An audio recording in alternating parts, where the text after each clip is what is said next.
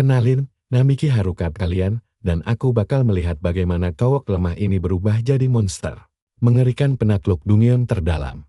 Sialnya, dia malah bertemu pemburu sombong bernama Yukimura Shinji, salah satu hunter kelas S yang udah berbagi lantai dengan hunter lemah. Namiki mencoba melawan, tapi malah dihancurkan oleh kekuatan gravitasi Shinji yang mengerikan. Padahal tingkatnya sudah 100, tapi statusnya tetap kalah jauh dari hunter kelas atas lainnya. Dia diremukkan bagai kertas, dipukuli, lalu dilempar ke jurang Dungeon terdalam untuk mati. Tahun demi tahun berlalu. Sekarang Shinji berada di Dungeon lain, dan hampir tewas oleh bos mustahil. Namun tiba-tiba kawanan monster ditebas habis oleh jagoan kita, Namiki, yang kini tampil lebih kuat dan berkarisma. Shinji terkejut melihat musuhnya masih hidup, dan bersumpah akan menghancurkannya lagi. Shinji mencoba menggunakan kekuatan gravitasi yang sama. Tapi di hadapan Namiki, sihir itu tidak berguna sama sekali, karena dia sekarang berada di tingkat 6000 dengan status luar biasa gila, si pembuli yang putus asa. Menyandera seorang wanita untuk kabur, tapi dalam sekejap mata, Namiki menebas perutnya tanpa usaha berarti. Jenius kelas S itu langsung berlutut, menangis sambil memohon ampun di depan semua orang. Jagoan kita kini telah mencapai kekuatan tak tertandingi yang belum pernah ada sebelumnya. Sekarang, semua orang harus tunduk pada sang dewa baru, tapi untuk tahu bagaimana dia bisa sekuat ini, ayo kita kembali saat dia terjatuh ke dasar Dungeon. Setelah jatuh, dia terbangun tanpa luka sedikit pun. Begitu membuka statusnya, dia sadar bahwa semua poinnya telah berlipat ganda. Ditambah lagi, dia mendapat kemampuan baru dan tingkatnya melonjak ke 101, menembus batas maksimal. Dia berdiri kebingungan walau tubuhnya terasa sangat ringan dan pedang di tangannya terasa sangat pas. Pedang itu kini terasa sebagai bagian dari tubuhnya sendiri. Namun mendadak seekor Artrus muncul, anjing berkepala 2 penyembur api. Serangan apinya langsung ditahan oleh skill ketahanan barunya. Skill penilaiannya aktif dan mulai menganalisis pola serangan musuh. Dalam 20 detik, dia bisa membaca serangan itu. Di detik ke-36, dia menebas salah satu kepala anjing tersebut. Kepala satunya mencoba menyerang balik. Tapi Namiki langsung menusukkan pedangnya ke dalam mulut monster itu, hingga tumbang. Secara tak terduga, dia mendapatkan keahlian baru, namun sistem tiba-tiba mengalami gangguan. Namiki pun heran kekuatan aneh macam apa ini. Keahlian baru itu bernama wawasan, yang membuatnya mampu melihat wujud asli target analisisnya. Dia pun mencoba memahami cara kerja kemampuan langka ini. Nah, perhatikan baik-baik bagian ini. Skill dasar yang biasa dimiliki para pemula ini, ternyata menyimpan rahasia besar. Kalian pasti penasaran kan kenapa dia tidak mendapatkannya sejak dulu. Saat wawasan diaktifkan, dia sadar jika bukan karena tingkat tinggi Artrus, dia pasti bisa melangkah lebih jauh. Shinji sempat berkata hanya Namiki yang akan mati di sana, jadi dia pasti menyembunyikan kebenaran. Jika itu benar, Namiki harus bergegas pergi meskipun dia masih merasakan sakit yang aneh di tubuhnya tanpa tahu penyebabnya. Tidak lama kemudian, hasil pemindaian yang dia lakukan akhirnya selesai dan menunjukkan hasil yang mengejutkan bahwa keadaan semakin memburuk. Artrus yang barusan dia lawan ternyata cuma seekor anak anjing, yang berarti dia sekarang telah terjatuh sampai ke lantai 5 yang sangat berbahaya. Jika dia terus berlari mengikuti aliran air, dia mungkin menemukan zona aman. Meski tetap berisiko dihadang monster buas. Saat berbalik arah, tiba-tiba dia merasakan aura membunuh yang sangat pekat di belakangnya. Namiki sadar bahaya besar sedang mengintai dan monster itu akan segera menyusulnya. Dalam waktu dekat, namun tanpa diduga, kakinya malah menginjak jebakan kuno yang membuatnya terjebak di tempat. Sungguh kesialan yang bertubi-tubi. Menggunakan kemampuan kalkulasi, dia menganalisis situasi sementara sistem mulai memprediksi arah terbang setiap anak panah yang meluncur ke arahnya. Dengan hitungan akurat itu terpampang jelas. Dia harus segera bergerak lincah. Tiba-tiba sistem memberi peringatan bahwa ada monster tingkat tinggi mendekat dengan cepat. Namiki pun membaca informasi ramalan dewa untuk memahami situasi kacau ini. Musuh berada 120 meter di depan dan merupakan monster berelemen api. Sistem menghitung tingkat target dan memperkirakan dia butuh 1.500.000 poin pengalaman untuk naik tingkat. Proses kalkulasi ini berjalan selama 3 menit penuh. Tiba-tiba, poin penilaian mulai bermunculan melimpah ruah hingga membuat jagoan kita pusing karena otaknya mendadak dipenuhi oleh banjir informasi tak berujung. Saat itulah terdengar suara geraman keras dan monster raksasa melompat marah dari belakangnya. Makhluk itu langsung menyemburkan api besar, memaksa Namiki untuk segera melompat ke dalam aliran air demi keselamatan. Untungnya dia berhasil selamat dan bahkan mendapat poin tambahan. Namiki terkejut saat melihat musuh di depannya adalah Orthrus dewasa. Ternyata dugaannya benar, anak anjing yang dia lawan tadi memiliki induk yang mengerikan. Jagoan kita nyaris saja tertelan bulat-bulat untuk kedua kalinya. Semakin sering dia menghindari terkaman maut tersebut, semakin banyak pula poin yang dia kumpulkan. Meski dia sadar staminanya tidak akan bertahan lama. Aku tahu apa yang kalian pikirkan sekarang, situasi ini mustahil dimenangkan, kan? Namiki bahkan tidak tahu apa arti poin penilaian ini dengan statusnya yang masih sangat ampas. Jagoan kita harus segera memutar otak mencari jalan keluar, agar tidak mati kelelahan. Sistem memberitahu bahwa 3 menit telah berlalu, poin penilaiannya mendadak berlipat ganda, dan kemampuan baru pun terbuka. Ditambah indera dewa, tumpukan notifikasi baru membuatnya pusing hingga akhirnya penilaian selesai. Di tingkat A, berkat pengalaman bertarung tadi, dia mendapatkan 1.500.000 poin dan langsung naik 50 tingkat. Namiki bingung mengapa poinnya bisa meroket setinggi itu, padahal dia belum mengalahkan sang Orthrus. Sama sekali, balau sistemnya terasa janggal. Dia tidak boleh membuang waktu untuk memikirkan hal itu sekarang. Tiba-tiba terdengar suara tawa misterius yang menyebutkan bahwa kemarahan induk monster ini disebabkan karena Namiki telah membantai anaknya. Sang induk yang murka pun terus menyerang tanpa memberi celah sedikit pun. Namiki kebingungan mencari asal suara perempuan yang mendadak menggema di dalam kepalanya tersebut. Suara itu terus menyalahkannya atas kekacauan ini dan berkata tidak ada jalan baginya untuk melarikan diri lagi. Namiki berteriak menanyakan identitasnya. Namun gadis itu menjawab dengan nada mengantung agar dia mencari tahu sendiri jawabannya. Namiki merasa heran bagaimana bisa ada sosok asing yang mampu meretas pikirannya begitu saja. Meski tidak paham situasi mistis ini, dia harus tetap fokus pada bahaya nyata di depan matanya. Dia segera mengaktifkan kecepatan dewa, sementara poinnya terus dikalkulasi secara otomatis oleh sistem. Namun tiba-tiba tubuhnya kaku saat menyadari ada hal aneh di luar kendalinya. Saat tersadar, poinnya kembali bertambah sementara kobaran api raksasa di sekelilingnya masih sangat berbahaya dan mematikan. Walau tubuhnya sudah jauh lebih kuat, dia tidak akan bertahan jika terkena semburan api itu secara langsung. Demi menyelamatkan diri, dia memutuskan untuk merapal sihir air tingkat menengah ke arah musuh.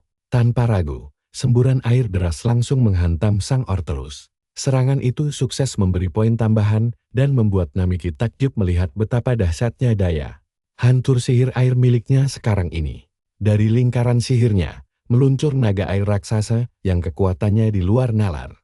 Meski heran dengan fenomena ajaib ini, dia tidak mau menyia-nyiakan kesempatan emas tersebut untuk bisa bertahan hidup lebih lama. Namiki terus membombardir musuh hingga akhirnya, naga air itu menembus tubuh Orthrus dengan telak. Serangan kritikal tersebut melipat gandakan poinnya dan membuat tubuh raksasa sang monster ambruk, tak berdaya ke tanah. Namun monster tangguh itu terbukti masih bernapas berkat daya hidupnya yang luar biasa. Tanpa membuang kesempatan, Namiki langsung melayangkan tebasan pedang terakhir untuk melenyapkan makhluk buas tersebut selamanya dari dunia ini. Usai analisis pertarungan rampung, tumpukan poin terus mengalir hingga dia mencapai rank A. Pengoptimalan pengalaman bertarung memberinya 9 juta poin, menaikkan tingkatnya sebanyak 300 level secara instan. Dia juga berhasil membuka sihir tingkat tinggi untuk 4 elemen sekaligus. Sekarang dia sadar bahwa skill penilaian yang dulu dianggap sampah, ternyata mampu menganalisis segalanya hingga ke tingkat ekstrem. Setelah berevolusi menjadi penilaian dewa, kemampuan ini secara otomatis menghitung poin pengalaman yang dia butuhkan. Bahkan skill ini juga menunjukkan rute paling efisien untuk memanen poin melimpah dengan sangat tepat. Keuntungan ini didasarkan pada selisih tingkat dan performa selama pertarungan. Hasilnya, dia memperoleh kemampuan setara dewa yang mampu menciptakan aliran poin pengalaman tanpa batas dalam waktu singkat sekali. Dan dari sinilah kisah Dewa Dungyan baru kita dimulai. Percayalah, kalian dan aku bakal melihat aksi balas dendam paling epik yang tidak akan pernah terlupakan. Halo teman-teman, hari ini kita bakal melihat bagaimana Namiki mulai menembus batas kemampuannya sendiri. Dia yakin bisa jauh lebih kuat dari sebelumnya demi mengalahkan Shinji dengan tangannya sendiri. Dia pun bangkit, sadar kalau dia harus terus bertarung biar levelnya naik pesat. Tapi bertahan hidup di sini butuh kekuatan dewa. Dan jarak kekuatannya dengan Shinji masih sejauh bumi dan langit. Sambil membayangkan Himawari, dia memegang jimat keberuntungannya dan bertekad menguasai skill penilaian miliknya di luar Dungyan demi membalas dendam pada Shinji. Sementara itu, dari kejauhan, si cewek misterius malah senyum-senyum sendiri melihat anjing peliharaannya kalah mengenaskan. Dia mengakui kalau tokoh utama kita punya nyali besar buat menang pakai kekuatannya sendiri.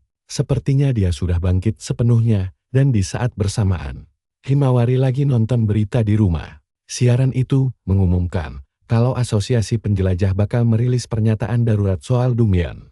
Pagi itu, diumumkan kalau penjelajah Namiki peringkat ditewas mengenaskan di lantai 1. Himawari langsung menjatuhkan cangkirnya ke lantai. Shock berat dan tidak percaya dengan apa yang baru didengarnya. Berdasarkan rilis berita, Shinji Yukimura mengeklaim jasad Namiki rusak parah dan cuma tas belanjaannya yang tersisa. Himawari menyesal setengah mati. Andai saja dulu dia melarang Namiki jadi penjelajah, mungkin takdirnya bakal beda, dan dia mulai curiga, Pak Namiki benar-benar mati. Pas lagi nangis sesenggukan, tiba-tiba ada yang mengetuk pintu rumahnya, membuat dia terpaksa menghapus air matanya. Begitu dibuka, ternyata si kunyuk Shinji yang sudah lama menghilang yang datang. Himawari menatapnya sinis dan bertanya ada perlu apa. Tapi Shinji cuma beralasan mampir mumpung lagi lewat daerah situ. Lalu dia menunjukkan tas Namiki untuk dikembalikan. Himawari langsung mengenali tas itu. Tanpa pikir panjang dan curiga sama sekali, dia langsung membuka pintu lebar-lebar buat mengambil tas tersebut. Hal itu membuat Shinji tersenyum licik. Begitu ada celah, Shinji langsung mengaktifkan sihir gravitasinya, melampar Himawari ke dalam rumah, lalu menutup pintu rapat-rapat sambil tertawa puas tanpa rasa bersalah. Dia mengejek Himawari yang langsung tersungkur tak berdaya di lantai. Himawari bertanya apa maunya, karena tubuhnya sama sekali tidak bisa digerakkan. Shinji mendekat sok peduli menanyakan keadaannya. Nah, di sini kita bakal melihat tekad kuatnya sebagai penjelajah tangguh yang pernah bertahan di lantai manis. Dia terus mencoba melawan. Meski dihantam tekanan gravitasi berat, dia tetap mencoba berdiri. Shinji mengejek, apakah dia masih shock karena kematian Namiki. Di detik itulah, Himawari sadar kalau cowok ini benar-benar sakit jiwa. Shinji sendiri sadar kalau hipnotisnya tidak mempan pada cewek kuat ini. Tapi dia tahu dia di atas angin. Sementara Himawari terus berteriak menuntut penjelasan atas aksi gilanya ini.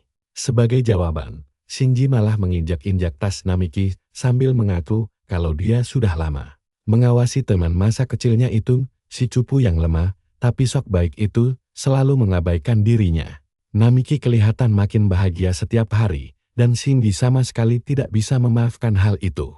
Dia ingin membuat si tokoh utama menderita sampai putus asa. Tapi sekarang orangnya malah sudah mati. Shinji tertawa puas dan mengaku sangat suka melihat kesedihan orang lain. Sambil menangis, Himawari mengatainya sebagai sampah yang gila. Shinji cuma tersenyum licik, lalu menambah tekanan gravitasi padanya. Dia bilang sebutan itu sangat tidak sopan, karena dia merasa dirinya normal-normal saja. Padahal Himawari adalah penjelajah peringkat A yang sangat dihormati orang-orang. Jadi tidak pantas berkata kasar begitu. Shinji bahkan mengejek kalau Namiki bakal sedih di alam kubur melihat pemandangan menyedihkan ini. Himawari heran kenapa dia begitu membenci si tokoh utama. Tapi Shinji malah mendesah malas mendengarnya. Shinji bosan mengobrol lalu meningkatkan gravitasinya lagi. Di sisi lain, Namiki tiba-tiba menoleh karena merasakan hawa monster yang sangat kuat. Tapi skill deteksinya gagal mendeteksi identitas makhluk itu. Tiba-tiba terdengar suara wanita misterius yang menyindir kalau manusia selalu sok tahu tentang musuh mereka dengan cepat. Dia mengaku pernah menderita karena hal itu dan sudah bersiap kali ini. Namiki mulai curiga kalau monster yang dia lawan sebelumnya sempat bertarung dengan penjelajah lain. Apalagi naga air yang bisa bicara bahasa manusia itu sangat langka dan belum pernah terdengar. Dia kekurangan info tentang monster betina ini. Si naga menjelaskan, dia cuma ingin mengobrol dan heran kenapa Namiki diam saja. Padahal obrolan satu arah itu sama sekali tidak asik. Dia menceramai, kalau mau jadi kuat itu harus tegas dan berwibawa. Tapi Namiki malah menyindir balik, kalau si monster ini cerewet banget. Si monster tersinggung dan bertanya, apa dia sedang mengejeknya. Kita tahu kan monster itu labil banget. Sempat paham posisi Namiki, sedetik kemudian, dia langsung murka dan menyerang dengan niat membunuh. Mengingatkan, kalau Namiki cuma manusia lemah di matanya. Naga itu memperingatkan jangan sombong cuma karena bisa mengalahkan anjing peliharaannya. Si tokoh utama langsung mengaktifkan penguat tubuh agar kelihatan gagah. Meski aslinya dia tahu dia kalah kelas. Dia butuh keajaiban untuk menang. Jika dia bisa memaksimalkan skill penilaian dewa di sini, dia bisa berevolusi dengan cepat untuk menyeimbangkan pertarungan hidup dan mati yang sangat mendebarkan ini.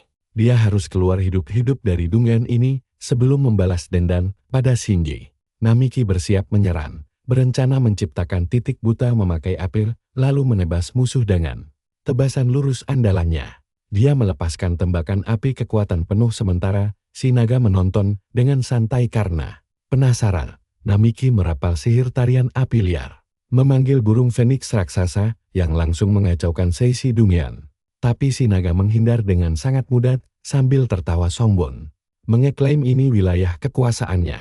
Dia mengejek Namiki yang cuma beruntung bisa menang tipis melawan monster anjing penjaga sebelumnya.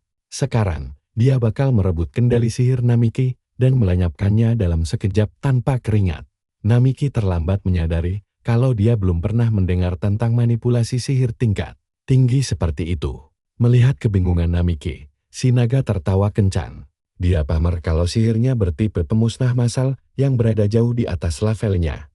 Membuat Namiki merinding dan mengira pikirannya sedang dibaca. Sihir pemusnah massal adalah puncak kekuatan mengerikan yang tak pernah dia bayangkan. Naga itu menjelaskan masih ada sihir kelas mitos di antara kelas tingkat tinggi dan pemusnah massal. Dia benar-benar di atas angin, buat menghapus sihir keroco seperti milik Namiki. Sihir kelas khusus saja sudah lebih dari cukup. Anehnya, naga itu malah menceramahinya dengan sangat santai dan tenang. Baginya Namiki bukan ancaman. Kalau mau menantangnya, Namiki butuh minimal 4000 poin kekuatan. Si tokoh utama shock setengah mati mendengar angka fantastis itu karena rasanya mustahil dicapai. Dia langsung membuka layar status dan melihat levelnya masih 452 dengan semua atribut peringkat B. Padahal level segitu saja sudah sanggup membantai monster tingkat tinggi. Ini membuktikan kalau naga betina ini berada di dimensi kekuatan yang berbeda jauh. Namiki berusaha tenang sementara naga curhan kalau sebelumnya dia kalah telak karena bertindak karoboh. Cerita bermula dari naga legendaris Orochi, yang belakangan ini sering keluar dungeon dan menghancurkan kota. Orochi adalah naga berperingkat sangat tinggi dengan semburan api pemusnah yang amat mengerikan. Bahkan penjelajah peringkat kewalahan melawannya, memaksa asosiasi mengumpulkan petarung terkuat. Tim khusus dibentuk untuk melumpuhkan Orochi. Dan dalam pertempuran berdarah itu mereka berhasil menemukan beberapa kelemahannya. Mereka mengubah taktik jadi sangat agresif, tapi tetap saja gagal menang.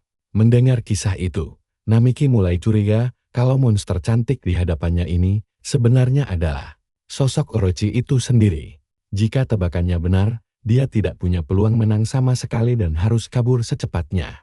Demi mengulur waktu berharga, dia memilih terus mengobrol dan bertanya kenapa monster sekuat itu tertarik padanya. Si naga menjawab dia cuma penasaran bagaimana manusia selemah Namiki bisa mencuri sebagian kecil kekuatannya. Saat mereka asik berbicara, mendadak sebuah tangan misterius muncul keluar dari lingkaran sihir berkilau.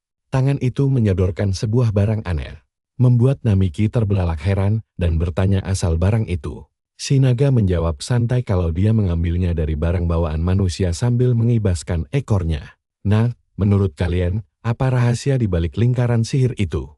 Kita bakal cari tahu kelanjutan kisahnya yang makin seru ini di video berikutnya ya teman-teman. Kalian harus lihat ini wujud asli Orochi akhirnya muncul. Monster itu mengejek Namiki yang diam saja, bertanya apa dia takut atau cuma tidak mau menjawab. Tapi Namiki tahu, dia butuh minimal level 4000 untuk bisa mengimbangi makhluk ini. Mustahil dia bisa menang sekarang, tapi dia nekat mengaktifkan skill andalannya, God Test. Sistem pun langsung berjalan dan mulai menganalisis level musuh untuk mencari celah bertarung. Saat sistem menghitung angka-angka rumit itu, Namiki sadar informasi ini bisa jadi kunci keselamatannya. Hasil analisis menunjukkan hal gila, bahwa dia butuh 25 juta poin pengalaman demi naik level berikutnya. Tiba-tiba Namiki menerjang maju dan menarik paksa lengan raksasa dari lingkaran sihir. Membuat Orochi kaget setengah mati, dia berhasil menghancurkan tangan kanan monster itu hingga dia menjerit kesakitan tepat saat evaluasi sistem selesai. Karena sukses melukai monster kelas bencana seperti Orochi, Namiki langsung dihadiahi 25 juta poin dan melompat jauh ke level 2200. Ditambah lagi, dia membuka skill baru yang membuatnya shock karena perkembangannya yang tidak masuk akal. Dia mendapatkan jurus penguat fisik ultra yang sangat kuat. Dia paham bahwa God Test menyarankan jurus itu agar dia bisa menebas lengan musuh tepat waktu. Meski terluka parah, Orochi harus mengakui kehebatan manusia nekat satu ini. Sambil murka, dia tidak sudi menerima kenyataan telah terluka akibat serangan mendadak tadi. Namiki pun minta maaf, tapi menegaskan dia tidak punya waktu luang karena harus segera menghentikan Shinji. Dia tahu Himawari adalah petualang peringkat A yang kuat, tapi firasat buruk membuatnya merasa harus segera menyusul gadis itu secepat mungkin. Sementara itu, Orochi melihat celah saat Namiki tampak melamun dan tidak mau tinggal diam begitu saja. Setelah lengannya putus, dia bersumpah akan menghabisi nyawa bocah itu sendiri. Dia langsung memerintahkan ekor raksasanya untuk menyerang dan menahan Namiki. Nah, disinilah situasi makin menegangkan. Tubuh monster raksasa di hadapannya memancarkan aura mengerikan, membuat Namiki menyadari betapa kuatnya musuh yang hampir mengenainya ini. Tekanan kekuatan musuh sangat menyesakkan napas, membuat Namiki ragu bisa menang walau levelnya sudah naik.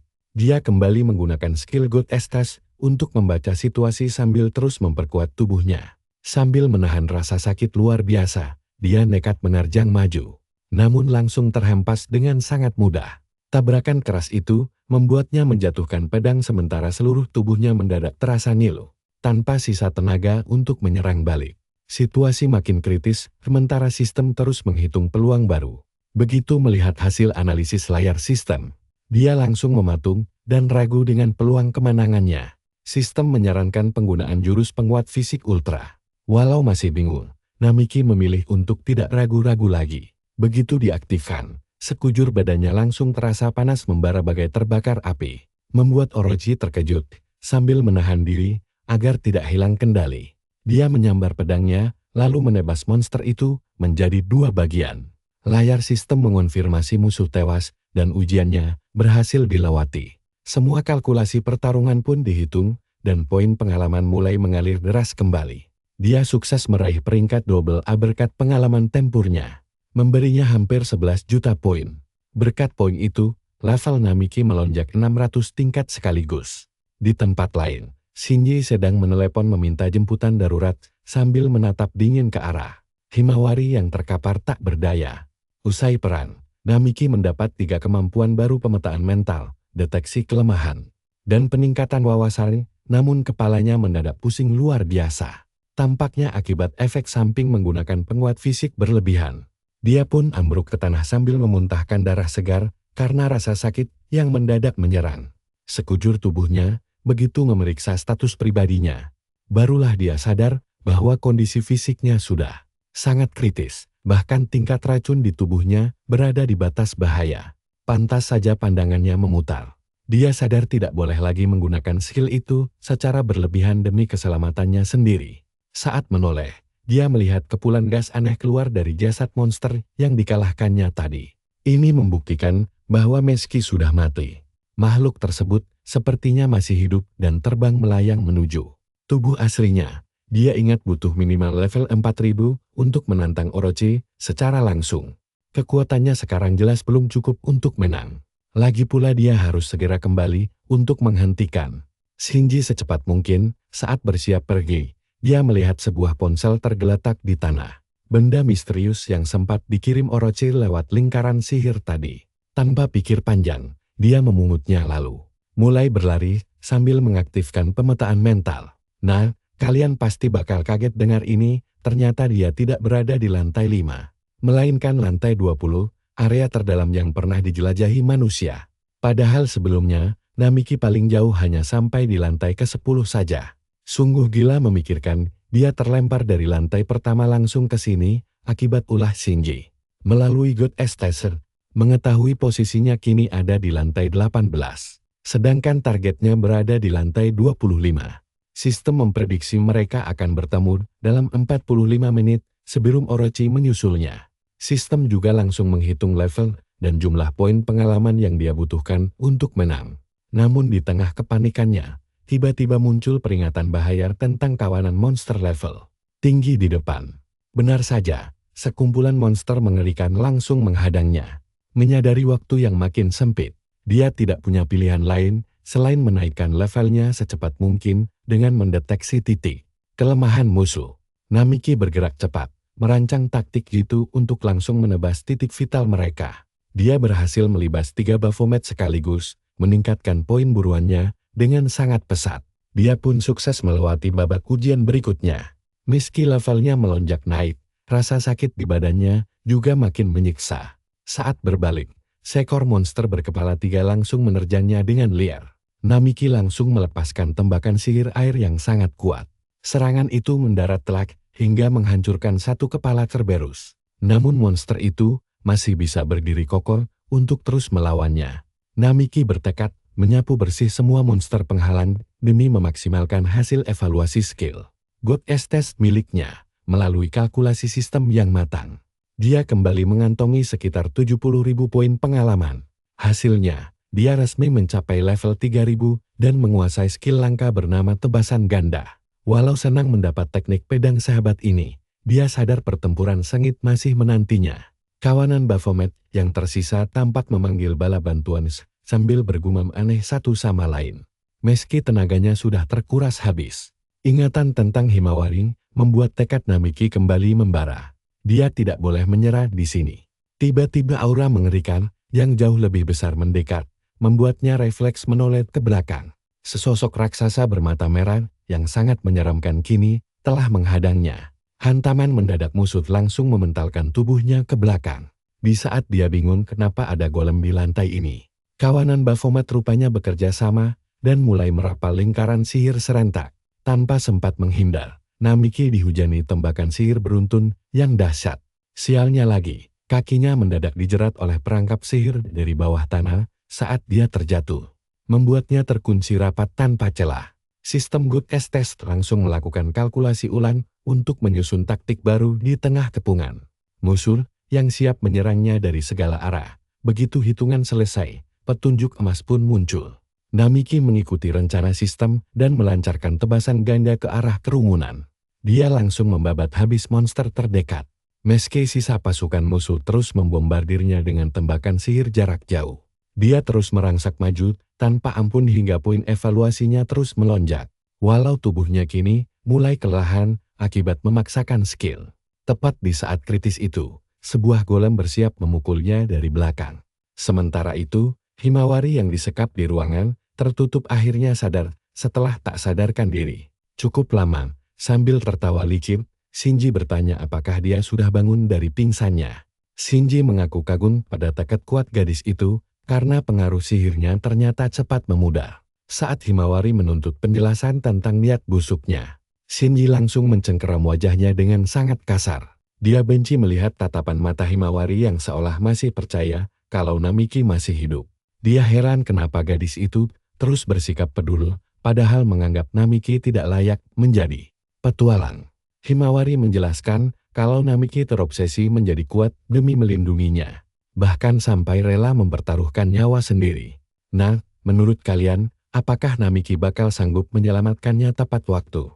Kalian dan aku bakal mulai cerita ini dengan keyakinan si cewek kalau si karakter utama kita bakal mati semudah itu. Dia memilih buat terus percaya kalau cowoknya masih hidup, tapi di saat bersamaan, Namiki harus berhadapan sama golem dan memakai sihir air buat menghancurkan tubuhnya. Dia berhasil menyelesaikan babak ujian para dewa lainnya, dapat 9 juta poin pengalaman.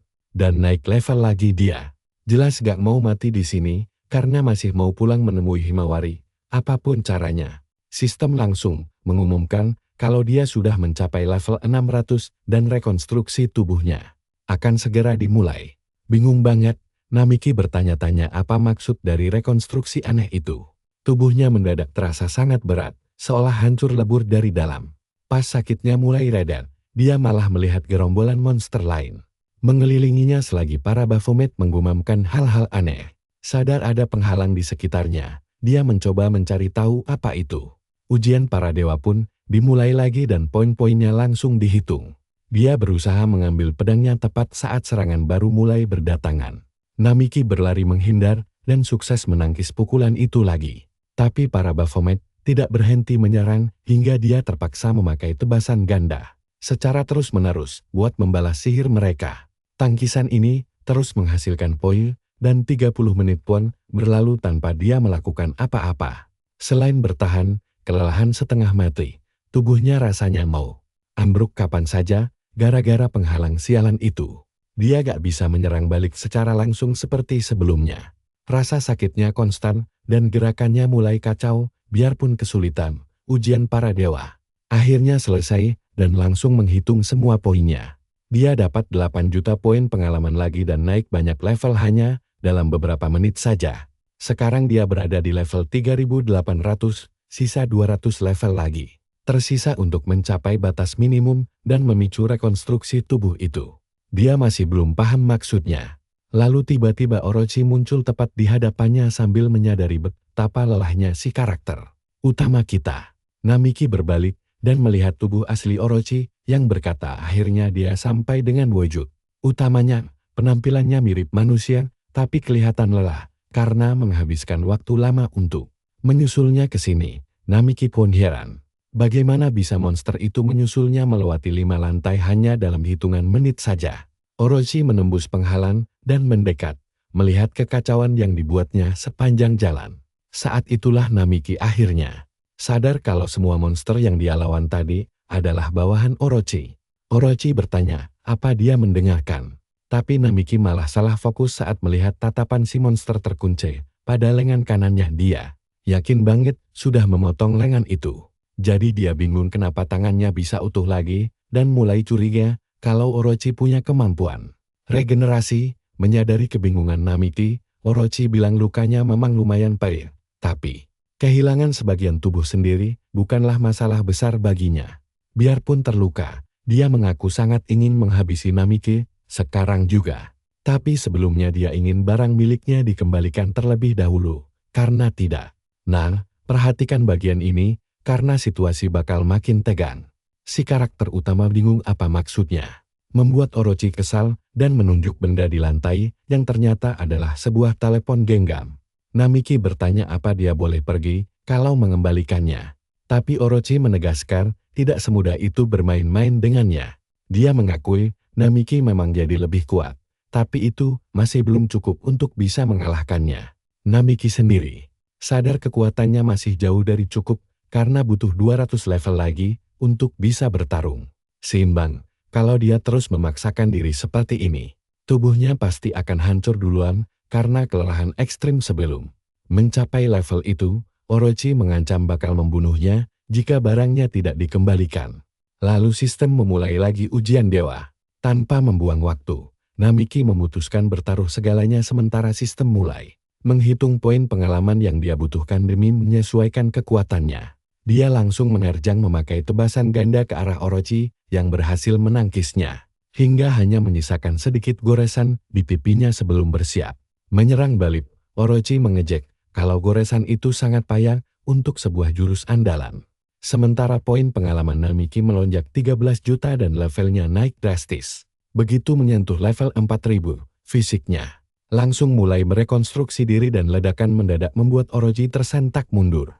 Begitu asapnya menghilang, Namiki menyadari tubuhnya berubah berkat evolusi ini. Membuat Orochi merasakan tekanan berbeda dari arahnya. Kini si karakter utama tidak lagi merasakan rasa sakit dan panca inderanya menjadi jauh lebih tajam.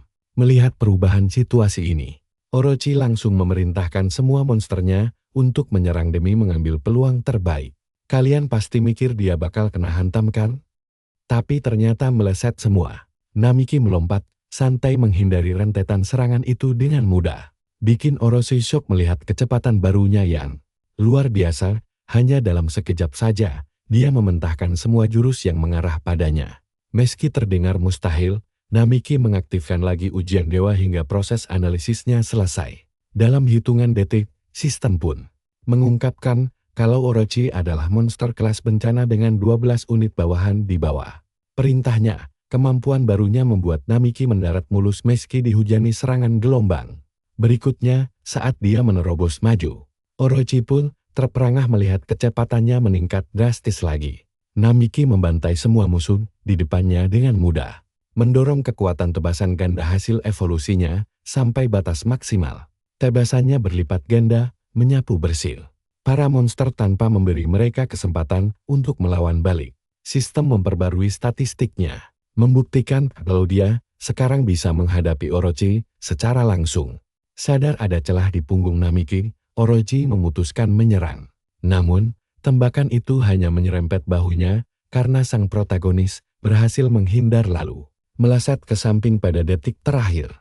Merasa kesal karena serangannya meleset, Orochi berdecak kesal lalu segera menembakkan peluru air untuk mengejarnya.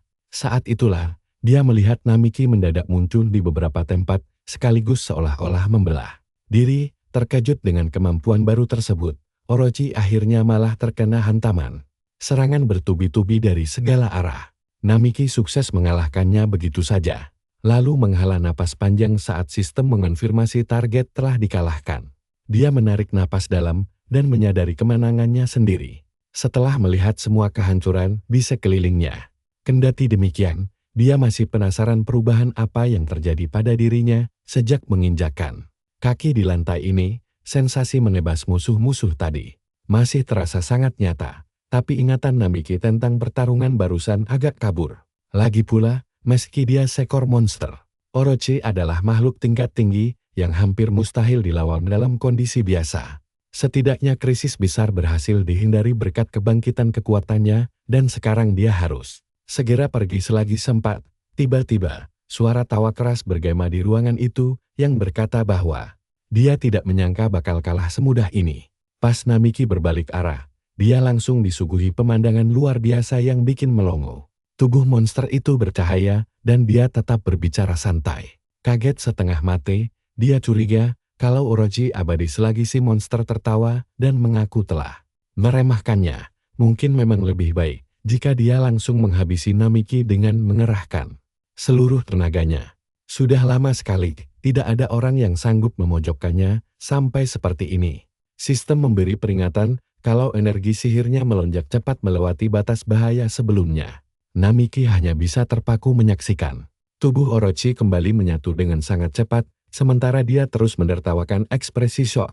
Namiki, para monster anak buahnya, juga bersiap bertarung hingga dia terpaksa menutupi matanya karena kilatan cahaya terang benderang. Saat matanya terbuka, dia melihat Orochi dikelilingi oleh banyak monster mengerikan lainnya. Dia hampir tidak percaya kalau semua makhluk itu ternyata bersembunyi di dalam tubuhnya. Iblis itu mengelus salah satunya dan berkata kalau Namiki pasti sangat terkejut sampai tidak bisa berteriak. Dia tertawa lagi, mengejek kalau tidak ada yang menyangka kejadiannya bakal begini. Itu semua karena sang protagonis telah memaksanya untuk bertarung serius. Jadi sekarang dia tidak perlu menahan diri lagi. Orochi mencambukkan ekornya ke arah Namiki selagi para monster menyerbu maju bersamaan. Beruntun, Namiki masih sempat menghindar lalu mengaktifkan kembali ujian duanya. Sistem memperbarui informasi lawan dan mengungkap wujud aslinya yang memiliki 6 ekor. Setiap monster punya kemampuan berbeda, dan meski lebih lemah dari tubuh utama, mereka tetap cukup kuat buat bikin Namiki kerepotan bergerak. Dia langsung berlari sekencang mungkin. Tapi jumlah monsternya terlalu banyak hingga mengepungnya dari segala penjuru. Biarpun sudah berevolusi, Namiki belum cukup kuat untuk mengatasi semuanya seorang diri saja. Terpojok, dia akhirnya malah tergigit oleh salah satu monster dan tersungkur jatuh. Tubuhnya terlempar jauh sampai pedangnya pun terlepas, tapi dia bangkit lagi dengan emosi meluap. Nah, kita lihat sekarang lukanya parah banget dan tidak ada celah buat salah sedikit pun. Sistem mengonfirmasi pendarahan hebat di bahu kanannya saat Orochi mendekat sambil mengejeknya. Serukan pertarungannya, "Guys, ayo gabung bareng gua buat lihat duel gokil ini." Si musuh ngejek kecepatan Namiki, lalu nyuruh para monster buat langsung habisin dia seketika.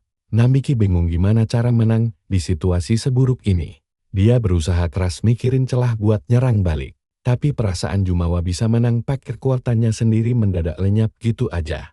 Kalau dia maksa pakai kemampuan itu lagi, bisa-bisa badannya malah hancur lebur. Berkat kalkulasi dari ujian dewa, dia akhirnya mutusin buat ngikutin rencana paling efisien. Detik itu juga, sebuah energi besar yang liar mulai bergejolak hebat di dalam tubuhnya yang udah babak belur. Begitu monster itu nerjang maju, Namiki berhasil ngehindar dengan gesit lalu langsung lancarin serangan balik. Sambil megang erat pedangnya, dia ngelempar senjata itu tepat ke arah moncong monster tersebut. Sayangnya, gigi monster itu keras banget sampai pedangnya mental. Namiki sadar kalau kekuatan musuh ini beneran gak ngotak. Ternyata, kebangkitan kekuatannya barusan masih belum cukup buat ngejar ketertinggalan. Sekujur tubuhnya kerasa kebakar dan kepalanya pusing keliengan. Apalagi pas dia kena semburan api telak. Dia terpental jauh gara-gara digebukin habis-habisan oleh kombinasi serangan monster tanpa dikasih napas sedikit pun. Saking kritisnya keadaan, sistem mendadak aktifin kemampuan pengurangan damage demi menyelamatkan nyawanya. Untung banget dia gak langsung mati di tempat. Meskipun sekarang dia terkapar lemes di tanah. Orochi malah teriak ngejek dan nyuruh monster-monsternya buruan habisin si jagoan kita tanpa ampun. Tapi dasar Namiki pantang menyerah. Otaknya masih terus muter keras nyari taktik licik buat balik lariin keadaan. Tepat saat si iblis nanya kenapa dia cuma diem doang, Namiki nyadar ada satu monster yang tingkahnya agak lain dari yang lain. Monster itu malah sibuk ngejilat noda darah di tangannya sendiri. Hal itu bikin monster lain pada ikutan kapo dan ngeliatin dengan heran. Orochi sendiri bingung setengah mati karena ada yang gak beres di sini. Tiba-tiba saja, semua monsternya mendadak kelihatan sempoyongan. Kalian lihat itu kan? Gila sih, monsternya mendadak jadi jinak gara-gara mabuk darah.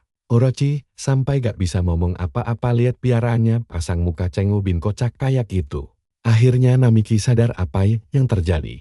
Efek penguatan fisik yang dia pakai sebelumnya ternyata ningkatin kadar alkohol di dalam darahnya. Begitu para monster itu nekat minum darahnya, mereka langsung teler berat. Persis kayak legenda ular berkepala 8 Yamata no Orochi yang doyan miras. Kelemahan kocak ini langsung dimanfaatin Namiki. Dia tersenyum lebar, sementara Orochi teriak-teriak histeris nyuruh monsternya pada sadar. Si iblis emosi jiwa, karena perintahnya dicuekin mentah-mentah oleh para monster yang mendadak bego. Itu, pas Orochi nengok ke belakang. Dia kaget setengah mati lihat si jagoan kita malah nyayat tangannya lagi. Karena mereka pada doyan. Sekalian aja dikasih prasmanan darah gratis. Orochi makin panik dan nanya apa maunya. Tanpa ragu, Namiki langsung aktifin lagi skill penguatan fisiknya yang super dahsyat itu. Dia nantang semua monster buat maju barengan. Begitu gerombolan itu nyerbu, dia yakin takaran darah beralkohol tinggi di tubuhnya ini bakal cukup buat bikin kekacauan total di medan tempur. Benar saja, monster pertama yang nyerang langsung teler dan mematung di tempat sesuai dugaannya. Sialnya, sebelum Namiki sempat nyerang balik, rasa sakit luar biasa mendadak ngehantem tubuhnya, sampai dia batuk darah. Serangan monster berikutnya hampir aja kena, tapi dia berhasil menghindar dan menjat ke punggung bersisik monster itu. Dia malah makin nantang mereka buat minum darahnya lebih banyak lagi, sampai beneran teler semua.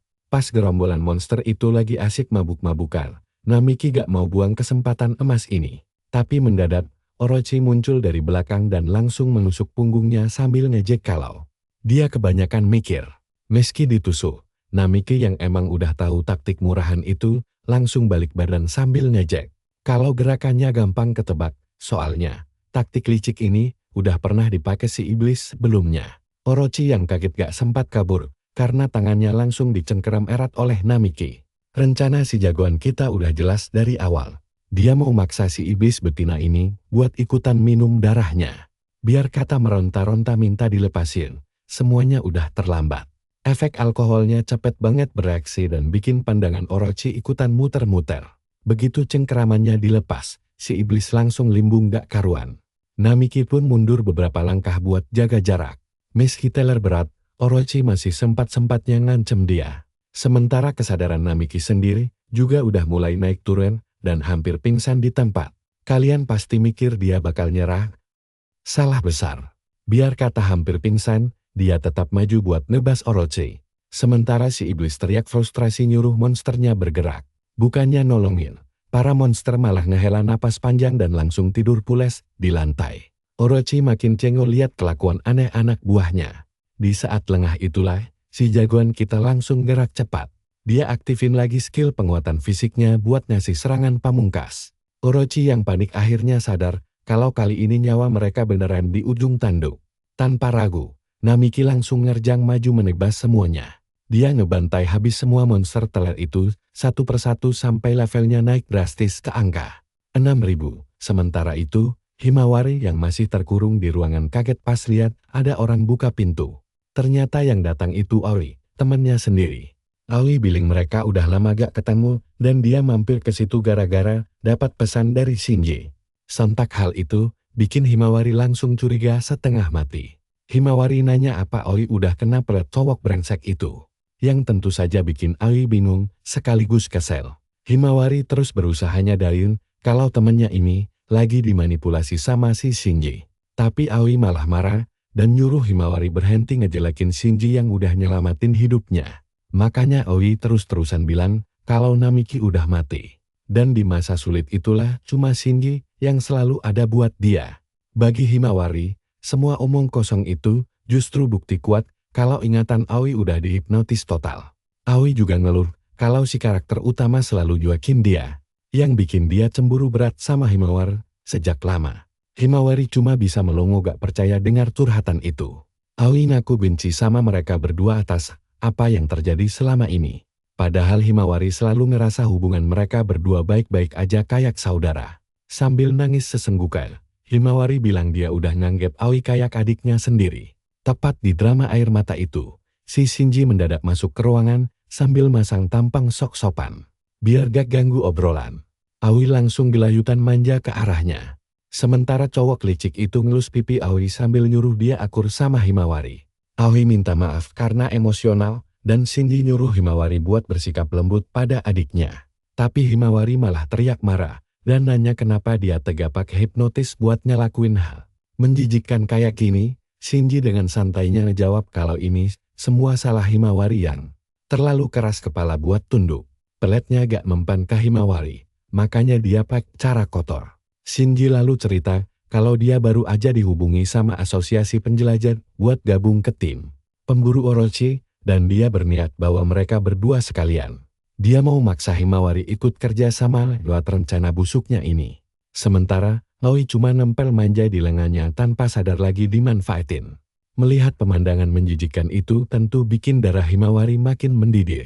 Sambil tersenyum lebar, Shinji mutusin kalau Himawari bakal tetap ikut ke dalam tim mau gak mau. Karena dia gak bakalan ngebiarkan Aoi pergi sendirian. Sementara itu di tempat lain, kondisi Namiki makin kritis. Nyawa si jagoan kita cuma sisa 5% doang sekarang. Walau udah diambang kematian, dia masih ngerasa kalau dirinya bernyawa. Padahal waktu yang tersisa di sistem cuma tinggal 137 detik. Dia heran kenapa masih bisa melet, padahal badannya udah hancur. Satu-satunya yang dia rasain cuma kehangatan dari sentuhan seseorang. Tanpa sadar, kepalanya ternyata lagi tidur pulas di pangkuan empuk si Orochi. Sistem lalu ngasih peringatan, kalau sisa waktunya tinggal 90 detik lagi. Orochi sendiri kelihatan pasrah. Bikin Namiki nyesel kenapa gak dari awal aja dia langsung penggal kepala iblis betina ini. Orochi lalu ngejelasin, kalau mereka itu terdiri dari 8 entitas yang berbeda. Jadi mereka gak bakalan mati kecuali semuanya dikalahin. Pas dibilang monster, Orochi malah cemberut kayak orang tersinggung berat. Tapi dia ngaku kagum, karena Namiki hampir aja ngebantai mereka semua sendirian. Sambil tersenyum manis, dia bilang bakal menerima Namiki. Saat waktu kematian si jagoan kita sisa 30 detik lagi. Namiki yang bingung gak paham Apa maksud ucapan barusan? Bikin Orochi gemes karena harus ngejelasin lagi. Dengan sisa waktu 10 detik sebelum mati, Orochi sadar kalau keadaannya beneran udah darurat banget. Dan disinilah kita ditinggal penasaran. Tanpa jawab apa-apa, dia cuma senyum manis lalu ngancapin belatinya ke dada Namiki. Menurut kalian, dia bakal selamat ya? Sini kumpul dulu, kalian bakal melihat takdir paling aneh dimulai pas sistem ngebuka proses sinkronisasi dewa antara Namiki dan naga legendaris Orochi. Koneksi mereka terkonfirmasi, bikin statistik si karakter utama melesat gila-gilaan dan ngebuka kemampuan baru, tapi pas bangun tidur, dia malah panik setengah mati gara-gara ngeliat monster nangkring tepat di sebelahnya. Padahal tuh monster cuma ngeliatin doang. Setelah sadar monsternya nggak galak, dia langsung nyari pedangnya yang hilang entah kemana. Pas lagi meraba-raba lantai, tangannya malah megang sesuatu yang empuk. Dan ternyata itu si Orochi yang lagi tidur santai. Kaget 2 kali lipat dong dia. Kok bisa musuh bebuyutannya tidur pulas di sebelahnya? Yang bikin makin syok dan canggung setengah mati. Dia baru sadar kalau dirinya lagi telanjang bulat. Nggak pakai mikir lama, dia langsung buru-buru bangun buat nyari bajunya biar bisa kabur secepat. Mungkin, sialnya, ada satu monster malah ngedeket dan manja-manja ke dia. Bikin Namiki berbisik panik minta tuh monster buat ngejauh. Berisik dikit, Orochi langsung kebangun sambil ngedumel. Tapi begitu ngeliat masternya, sudah sehat walafiat, dia langsung tersenyum manis. Untungnya, Namiki nemu baju baru buat tutupin tubuh polosnya itu. Orochi muji kalau baju itu cocok banget. Padahal aslinya hasil jarahan dari penjelajah malang di Dungeon. Tapi karena baju itu punya sihir perlindungan tinggi, Namiki jadi bingung dan minta penjelasan. Namiki masih nggak habis pikir kenapa dia bisa hidup lagi setelah dadanya ditusuk. Sadar kalau dia belum cerita apa-apa.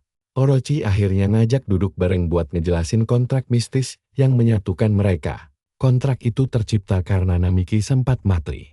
Tapi jiwanya keburu sinkron sama Orochi di detik-detik terakhir. Dari situ si karakter utama sadar kalau ingatan tentang belati yang menancap di dadanya itu nyata. Kalau itu benar, dia takut jangan-jangan sekarang dirinya sudah berubah jadi monster mengerikan. Kayak Orochi, tapi Orochi langsung membantah dan bilang kalau jiwa mereka cuma saling terikat aja. Namiki yang masih lemot pun makin bingung. Biar langsung paham, Orochi minta Namiki buat merem dan minjamin indera penglihatannya. Walau masih agak ragu, Namiki nurut aja sambil penasaran nanya siapa nama asli monster cantik di depannya ini.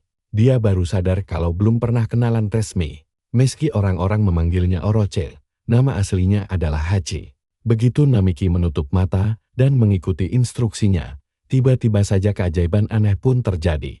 Dia ngerasain sensasi aneh seolah lagi ngelihat dirinya sendiri dari luar tubuh. Hachi pun nanya gimana rasanya ngelihat diri sendiri lewat matanya.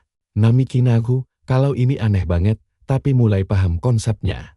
Intinya, sekarang dia bisa pinjam kekuatan dahsyat milik Hachi. Hachi pun tertawa girang karena masternya cepat tanggap. Berkat ikatan ini, status Namiki naik drastis, tapi penjelasannya disimpan buat nanti saja. Nah, sekarang perhatikan ini baik-baik. Di lantai 3 asosiasi penjelajah, Ketua Regu Penakluk bernama Ishihara Katsuhiko lagi ngumpulin semua orang buat rapat darurat. Mereka lagi ngebahas rencana buat ngalahin Orochi. Beberapa hari terakhir, serangan monster di Dungeon makin menggila. Tim penyelamat cuma bisa nahan sebagian ekor Orochi sambil bantu kota yang kena dampak. Kerusakannya parah banget, sampai polisi harus turun tangan. Menurut Ayaka, mereka tahu kalau Orochi punya 6 wujud berbeda, dan dari pertempuran kemarin, mereka akhirnya nemu satu kelemahan fatal. Kelemahan Orochi ternyata adalah alkohol berkadar tinggi. Pas pertarungan sebelumnya, mereka sempat nyuntikin alkohol ke tubuhnya dan itu bikin dia teler. Berat layaknya manusia biasa yang lagi mabuk. Legenda kuno Yamata no Orochi ternyata beneran nyata. Makanya, Ketua Ishihara langsung kerjasama dengan perusahaan besar buat nyiapin pasokan alkohol. Dalam jumlah yang nggak masuk akal gedenya. Rencananya mereka bakal gunain lantai 4 Dungeon sebagai arena pembantaian. Mereka mau memancing Orochi ke sana. Bikin dia mabuk kepayang, lalu menghabisinya tanpa sisa. Ayaka negasin kalau semua orang harus kompak, terutama siapa yang bakal mimpin barisan depan. Tiba-tiba, terdengar suara sombong dari pintu yang bilang kalau urusan itu biar dia saja yang beresin. Dan si paling tampan yang masuk itu adalah Shinji, lengkap dengan pasukan harem di belakangnya. Ishihara yang tahu reputasinya mencoba buat tetap sopan dan nanya apa dia sanggup memimpin. Dengan sombongnya Shinji ngejamin kalau timnya sudah siap tempur. Tapi Ishihara kaget banget pas ngeliat si jenius Himawari juga ada di barisan tersebut. Sementara itu, di dalam dungeon yang sunyi, Hachi dan Namiki lagi meluncur santai menyusuri sungai pakai bola air ajaib. Namiki kagum banget sama sihir praktis ini. Pantas saja dulu dia kalah telat dan pantas juga Orochi bisa naik lantai secepat kilat. Hachi ketawa dan bilang kalau sihir ini emang keren, tapi aslinya bikin pegel juga. Dia ngerasa bakal jauh lebih gampang kalau bisa langsung berubah jadi naga. Namiki yang penasaran langsung nanya kenapa dia nggak berubah aja. Mendengar itu, Hachi mendadak terdiam canggung. Sadar kalau dia baru saja membahas topik yang sensitif. Namiki pun langsung ganti topik dan menghargai keputusan partner barunya itu. Apalagi mereka harus segera keluar dari dungeon ini secepatnya. Tapi canggungnya nambah pas Hachi mulai manggil dia dengan sebutan Tuan Namiki. Padahal Namiki udah risih tapi si naga tetap bersikeras. Namiki akhirnya nyerah dan ngejelasin kenapa mereka harus buru-buru keluar. Dia bilang harus menyelamatkan Himawari dari rencana licik si bajingan Shinji. Mendengar nama cewek itu, Hachi langsung penasaran. Hachi nanya apa Himawari itu pacarnya. Namiki langsung salting dan bilang kalau dia cuma mengagumi cewek itu dari jauh. Hachi malah ketawa misterius, bikin si karakter utama mikir apa dia sekarang bisa nantang Shinji. Kalian pasti mikir hal yang sama kayak gue kan? Pertarungan ini bakal epik banget karena di lantai 4, para penjelajah sudah sibuk numpuk drum alkohol bersama Himawari. Ushihara nyamperin Himawari buat ngobrol, santai sekalian ngucapin terima kasih atas bantuannya. Dia beneran kagum melihat anak SMA jenius kayak dia sudah bisa debut sebagai penjelajah papan atas. Bayangin aja, Himawari bisa nembus peringkat A dalam waktu singkat dan jadi idola baru. Ayaka langsung negur Ushihara karena terlalu heboh memuji yang bikin pria itu jadi salah tingkah. Setelah minta maaf, Ushihara nanya kenapa cewek sekelas dia mau gabung ke tim Shinji yang bereputasi buruk. Himawari terdiam karena teringat ancaman mengerikan dan hinaan yang dia saksikan. Melihat Himawari melamun, Ushihara nanya apa ada masalah. Tapi dia mengelak dan bilang sudah kenal Shinji sejak lama. Di dalam hati, dia bersumpah bakal nyelamatin temannya, offline, apapun taruhannya. Pas ngeliat Shinji dikelilingi cewek-cewek, termasuk offline yang kena hipnotis. Dia berharap Namiki ada di sini buat bantu. Shinji yang sadar diperhatikan malah senyum licik buat manasin dia. Tapi Himawari nggak bakal gentar dan tetap nyari celah buat hancurin sihir hipnotis itu. Tiba-tiba, ada laporan kalau hawa monster mirip Orochi lagi mendekat, bikin semua orang panik bersiap. Di tengah kepanikan lantai 4, mereka mendeteksi 15 sosok misterius mendekat. Untungnya, si karakter utama sudah sadar duluan dan langsung nyuruh Hachi buat menghentikan perjalanan mereka. Walau bingung, Hachi langsung ngerem mendadak sampai Namiki protes karena hampir jengkang. Tapi Hachi membela diri kalau dia kan cuma nurut perintah masternya. Namiki lalu bilang ada pengintai yang mengincar mereka. Makin bingunglah si naga cantik sampai Namiki nunjukin layar ponsel jarahan kemarin. Begitu ngeliat beritanya, dia kaget karena nemu foto anak-anak buahnya masuk dalam daftar operasi. Penaklukan ke-8. Sadar kalau musuh sudah kumpul di sana, dia langsung nanya rencana selanjutnya. Namiki bilang mereka harus memantau situasi dulu, lalu dia mengaktifkan skill andalannya, tes dewa. Berkat skill itu, dia sok berat pas ngeliat Himawari malah jalan bareng Shinji. Kayaknya cewek itu dibohongi kalau Namiki sudah tewas.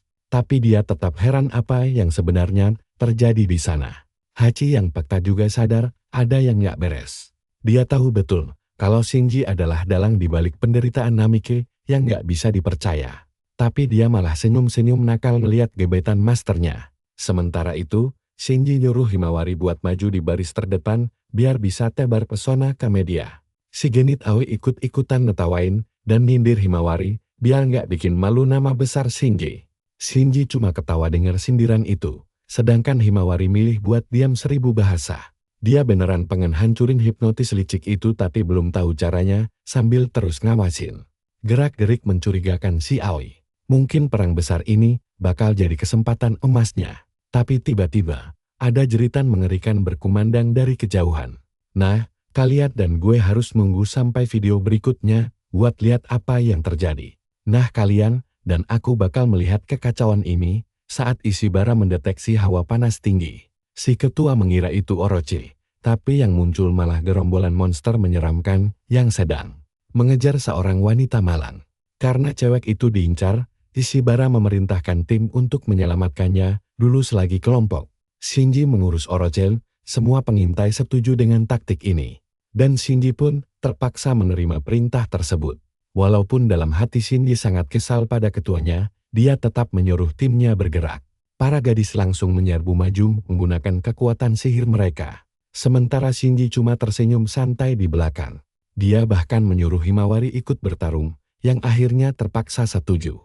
Saat wanita yang dikejar itu jatuh ketakutan di tanah, Himawari langsung berlari menolong dan menebas monster itu dengan pedangnya. Setelah memukul mundur monster itu, Himawari memastikan keadaan si wanita yang langsung berterima kasih.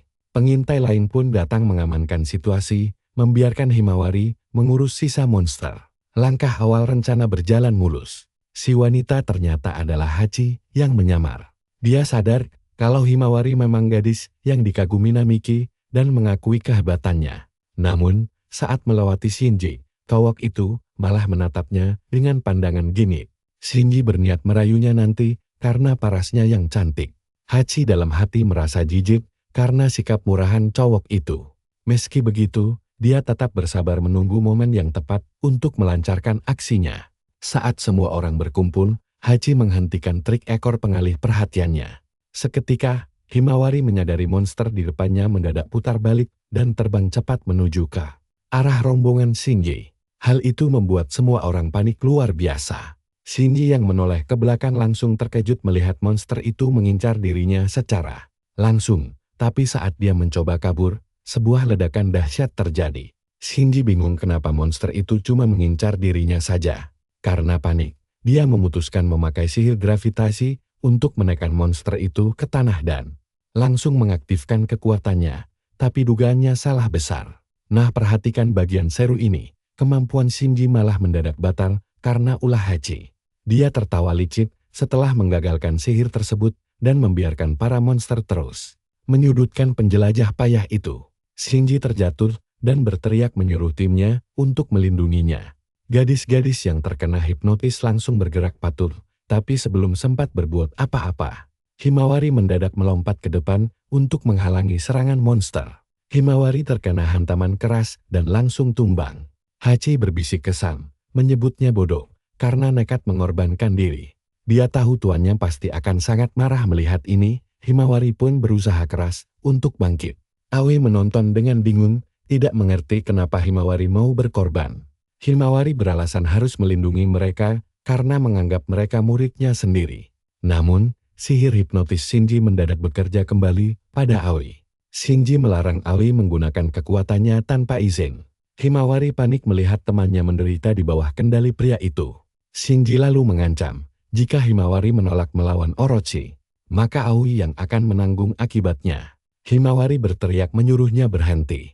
Sementara Hachi menghela napas melihat situasi yang makin kacau. Sambil mengirimkan info ke karakter utama kita, Hachi memunculkan satu ekor lagi yang langsung mengejutkan para pengintai. Namun sebelum mereka menyadarinya, beberapa monster langsung tertebas dalam sekejap mata. Himawari seketika membeku saat melihat sosok yang datang mendekat dan langsung mengenali kalau itu adalah karakter utama kita. Dengan terkejut, dia bertanya, apakah itu benar-benar dia? Namiki tersenyum lalu berlari mendekat saat melihat Himawari hampir terjatuh. Gadis itu mengaku baik-baik saja, membuat Namiki bernapas lega. Meski masih heran, kenapa dia bisa ada di sana. Yang paling membuatnya shock adalah merasakan perubahan drastis pada aura cowok itu. Apalagi setelah melihatnya mengalahkan Orochi hanya dengan satu serangan mudah. Namiki bercerita kalau banyak hal telah terjadi lalu menanyakan alasan Himawari ke sini. Himawari menjelaskan dia ingin mengambil barang-barang Namiki yang tertinggal. Sambil melirik ke arah Shinji yang masih terduduk di tanah. Sang protagonis juga menatap dingin ke arah penjelajah itu. Butuh waktu bagi Shinji untuk mengenalinya. Sebelum akhirnya berteriak kaget, bagaimana Namiki bisa selamat setelah sekian lama terjebak di Dungeon. Padahal Shinji sendiri yang telah menghabisinya dulu. Himawari berbalik dengan sangat terkejut mendengarnya. Karena dia memang sudah lama mencurigai ada yang tidak beres. Tapi Shinji malah tertawa seolah itu tuduhan palsu. Sambil menunjuk Namiki, He mengejeknya sebagai pecundang lemah yang cuma berlevel 100. Menurutnya, mengalahkan Orochi hanyalah faktor keberuntungan belaka. Di kejauhan, Hachi merasa sangat kesal melihat kesombongan penjelajah payah itu.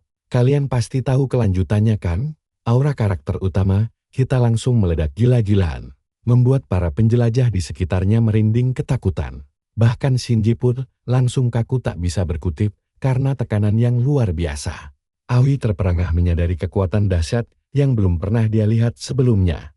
Alat ukur menunjukkan level 6000 dengan kemampuan yang mustahil dihitung. Mereka berdua pun saling berhadapan dalam keheningan. Saat Namiki melangkah maju, Shinji mundur ketakutan. Aoi bertanya, apakah dia baik-baik saja karena melihat tubuhnya gemetar. Shinji yang murka langsung menyuruhnya diam dan menampar wajah gadis itu dengan keras. Himawari berlari menolong Aoi, sementara sang protagonis terdiam karena tidak langsung mengenalinya. Shinji tertawa mengejek situasi itu. Menyindir betapa malangnya bertemu seseorang tapi ingatan mereka malah menghilang. Aoi hanya terdiam di tanah selagi Namiki bertanya, apakah dia telah menghipnotis gadis itu selama ini? Shinji tertawa menantang karakter utama kita untuk memeriksa sendiri kebenarannya karena dia juga mencoba memakai trik itu. Namiki menatap Himawari dengan terkejut. Gadis itu menjelaskan bahwa dia mengira bisa menyelesaikan semuanya sendirian setelah mendengar berita kematian Namiki, tapi dugaannya salah dan dia malah terjebak rencana licik. Meskipun berstatus petualang peringkat A, kekuatan Shinji tidak cukup kuat untuk sepenuhnya mengendalikan pikiran Himawari. Tapi hal itu tidak menghentikannya untuk terus mencari mangsa lain yang lebih lemah. Dia malah mengincar Aoi yang lebih rapul dan mengendalikannya dengan hipnotis. Pikiran Aoi kembali ditekan oleh kekuatan kegelapan tersebut hingga dia memohon agar Shinji menghentikannya, membuat amarah Namiki makin memuncak. Tiba-tiba Aoi berteriak menyuruh mereka berdua berhenti dan langsung melancarkan serangan demi melindungi Shinji. Sang protagonis terpaksa menahan gempuran bertubi-tubi yang diarahkan kepadanya. Dengan waspada, Namiki bisa merasakan niat membunuh yang sangat kuat. Dia terkejut melihat peningkatan kekuatan Aoi yang tidak masuk akal akibat sihir Shinji. Himawari yang sadar ini, bukan Aoi yang asli langsung bersiap menyerang. Shinji tertawa sombong melihat Himawari menghalangi jalannya dan memperingatkannya agar tidak bertindak bodoh. Namiki terus berupaya menyadarkan Aoi. Namun gadis itu malah berteriak histeris menumpahkan segala kekesalannya. Hachi bergumam kalau tuannya terlihat sangat sibuk, membuat Namiki sempat terkejut. Namun gadis rubah itu sudah tahu apa yang harus dilakukan dan langsung melompat tanpa ragu untuk membantu pertempuran. Mata Shinji terbelalak lebar melihat wanita yang diselamatkan tadi tiba-tiba ikut campur. Hachi merapalkan sihir penghancur bernama Extra Present yang telak mengenai Aoi, membuat gerakan gadis itu seketika terhenti. Perlahan kesadaran Aoi kembali meski tampak kebingungan.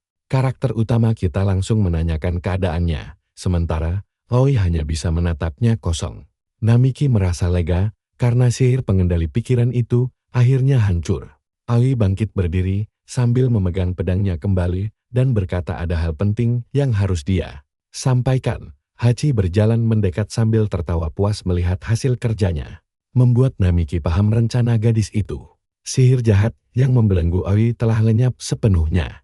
Shinji kebingungan menanyakan apa yang terjadi. Namun semua orang mengabaikannya karena Hachi sibuk bermanja-manja mendekati tuannya setelah memberikan bantuan berharga. Sang protagonis mengeluh karena sifat manjanya, namun berjanji akan memberikan pujian nanti yang langsung membuatnya senang. Aoi yang menyaksikan interaksi manis itu langsung bertanya siapa gadis cantik di sebelahnya. Sebelum sempat dijawab, Aoi bergumam jika lawannya adalah Himawari, mungkin dia akan menyerah. Tiba-tiba aura kekuatan Aoi meledak hebat membuat Namiki terkejut. Namun gadis itu tetap maju tanpa keraguan sedikit pun. Dia mengaku selalu mengagumi Namiki sejak masa sekolah. Saat cowok itu menyelamatkannya dari perundung. Perasaan itu tumbuh makin kuat sejak dia bergabung di dojo dan selalu mendapatkan kata-kata penyemangat darinya. Sayangnya Namiki selalu menatap Himawari dengan cara yang berbeda. Kabar kematian Namiki sempat membuat hatinya hancur berkeping-keping. Dan kini, melihatnya bersama Hachi membuat emosinya kembali meluap tak terkendali. Dia berteriak histeris menanyakan, kenapa harus cewek rubah itu? Hachi hampir terkena tebasan jika Namiki tidak melompat melindunginya. Aoi bersumpah tidak akan memaafkannya. Sementara Shinji malah tertawa licik melihat perselisihan itu. Dan disinilah, kita ditinggalkan dengan rasa penasaran. Saat emosi negatif Aoi diubah menjadi kutukan jahat oleh Shinji. Dilansir, kelanjutan duel emosional ini bakal makin kacau dan wajib kita tunggu. Kalian dan saya tahu pertarungan ini bakal makin menyakitinya. Karakter utama kita ragu sesaat, bingung harus apa. Tapi tiba-tiba, Himawari menerjang Shinji dan menghancurkan aksesoris sialan itu. Benda pengaktif kekuatannya hancur. Terkejut, dia langsung melompat mundur untuk menjaga jarak aman.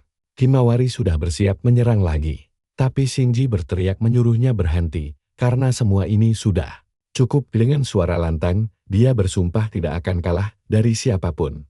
Detik itu juga, dia merilis sihir pemikatnya jauh lebih kuat. Aoi kembali terhipnotis, lalu Shinji menyuruhnya menyerahkan dirinya sepenuhnya. Melihat itu, Namiki murka dan bertanya, kenapa dia tega menyakiti Aoi. Namiki mencoba mendekat, tapi kekuatan Shinji justru menguras emosi benci, iri, sedih, dan malu dalam diri Aoi. Shinji ingin menyerap semua emosi negatif itu demi memperkuat dirinya sendiri. Di bawah pengaruh hipnotis, Aoi pasrah menyerahkan kekuatannya hingga energi mengalir ke tubuh Shinji. Himawari terpaku sementara Hachi bergumam kalau cowok ini adalah parasit terburuk yang memanfaatkan emosi negatif orang lain demi keuntungan pribadi. Shinji tersenyum puas merasakan kekuatannya melonjak hebat. Himawari langsung bergerak duluan untuk menghentikannya, tapi Shinji langsung mementalkannya dengan sihir gravitasi. Tubuh Himawari terkunci di udara sementara Shinji menyombongkan kekuatannya. Meski tertekan, Himawari menolak menyerah demi menyelamatkan Aoi. Shinji tertawa jahat lalu mengejek bahwa ini semua kesalahannya dan menyuruhnya berlutut. Tekanan gravitasi semakin menggilas, sampai akhirnya Namiki maju melindungi Himawari. Dia memperingatkan Shinji untuk berhenti dan mengecam tindakannya yang tega menyakiti teman-teman sendiri. Tapi Shinji malah mengejek karakter utama kita sebagai pahlawan kesiangan yang munafik. Tekanan gravitasi berat kini menghantam Namiki, memaksanya berlutut. Namun meski sudah mengerahkan versi terkuatnya, Shinji sadar itu sama sekali tidak mempan. Karakter utama kita menyindir kejahatan konyol, apalagi yang mau dia lakukan. Tanpa menjawab, Shinji meningkatkan gravitasinya ke tingkat ekstrem yang paling mematikan. Tetap saja, tidak ada goresan sedikit pun di tubuh Namiki, hingga membuat Shinji shock. Hachi menonton dengan bangga sambil menyuruhnya menyerah. Murka, Shinji malah mengincar Aoi. Himawari berteriak histeris menyuruhnya berhenti, tapi tunggu dulu. Dalam sekejap mata, karakter utama kita sudah berada di belakang Shinji lalu menebasnya tanpa ampun. Jeritan kesakitan penjahat murahan ini langsung menggema keras ke seluruh ruangan selagi dia memegangi tangannya yang terluka parah. Tidak ada yang mau menolongnya. Dengan linglung, dia heran bagaimana ini bisa terjadi padahal level Namiki hanya 100. Lalu Namiki melangkah maju dan membongkar fakta bahwa levelnya sudah mencapai 6000 sambil mencengkeram kerahnya. Dia lalu melemparnya ke lantai dan menyuruh Hachi menyembuhkannya. Hachi setuju meski ogah-ogahan menerima perintah itu. Melalui hubungan telepati mereka, tak lama kemudian, para penjelajah yang terluka dievakuasi untuk diobati, termasuk gadis-gadis korban hipnotis Shinji. Sambil menangis, Aoi memanggil Himawari dan meminta maaf atas semuanya. Himawari menggenggam tangannya erat, menenangkan bahwa ini bukan salahnya.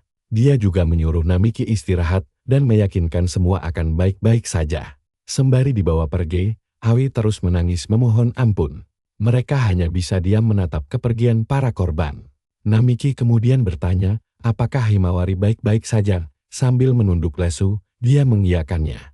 Dia juga balik bertanya tentang keadaan Namiki, dan tersenyum lega melihat pahlawannya selamat. Senyuman tulus itu membangkitkan memori masa kecil Namiki. Saat Himawari menjadi inspirasi terbesar hidupnya, Hachi tertawa geli melihat momen manis di antara mereka sampai Ishibara datang terengah-engah. Dia berterima kasih karena Namiki telah menyelamatkan semua orang dari amukan Orochi. Membuat sang protagonis tersipu malu, Ishibara menjelaskan kalau dari 6 tubuh Orochi, 3 berhasil dibantai, yang menjadi sejarah baru bagi kemanusiaan.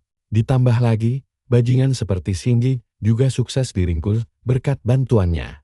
Karena posisi mereka di lantai 4, mereka memutuskan untuk pulang ke markas. Banyak penjelajah memuji Namike yang mampu mengalahkan Orochi semudah membalik telapak tangan. Pujian bertubi-tubi itu membuat karakter utama kita salah tingkah. Hachi berbisik lewat pikiran bahwa dialah yang sengaja memotong ekor-ekor itu. Jadi jangan lupakan hadiah yang dijanjikan. Namiki setuju untuk membalas budinya nanti. Lalu Ishibara meminta Namiki menyebutkan namanya sekali lagi saat dia memperkenalkan dirinya. Semua orang langsung ingat dialah penjelajah pertama yang menyentuh level 100. Beberapa mulai berbisik, merasa aneh melihat orang yang dulu dianggap remeh kini menjelma jadi monster mengerikan secepat ini. Menumbangkan Orochi sekuat itu rasanya mustahil bagi mereka. Himawari langsung memotong gosip itu, dan Ishibara meminta maaf atas ketidaksopanan sebagian orang. Namun, mereka tulus berterima kasih dan berniat memberikan hadiah spesial untuknya. Namiki terkejut mendengarnya sampai Hachi berbisik di kepalanya kalau dia menginginkan sesuatu yang istimewa. Dia langsung paham kalau Hachi mengincar barel alkohol mewah, lalu tersenyum. Mengingat kebiasaan buruk temannya itu. Nah, kalian pasti lega melihat Namiki akhirnya bisa keluar dari Dungyeom dan menghirup udara segar. Lagi, Hachi memuji kerja kerasnya, meski menyayangkan kalau gadis impiannya tidak ikut bersama mereka. Himawari memilih tinggal untuk membantu berbenah, dan Hachi bertanya apa Namiki kecewa. Namiki tersenyum santai karena Himawari memang selalu suka menolong siapapun, dan dia ingin menjadi pria yang selalu mendukungnya. Tiba-tiba saja, Ayaka menghampiri mereka untuk mengobrol. Keesokan harinya, Namiki dan Hachi pergi bersama menuju asosiasi penjelajah di pusat distrik komersial kota Dungyeon. Sambil berjalan santai, Hachi mengeluh kalah terus saat main game seluler.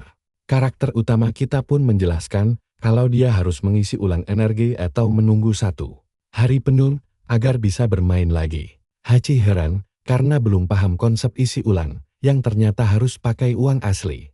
Makin bingung, dia bertanya apa itu gacha berbayar, dan Namiki menjelaskan sistem judi. Karakter atau item acak, terkadang kita dapat hadiah ampas, tapi sesekali bisa hoki besar tergantung Dewi Fortuna.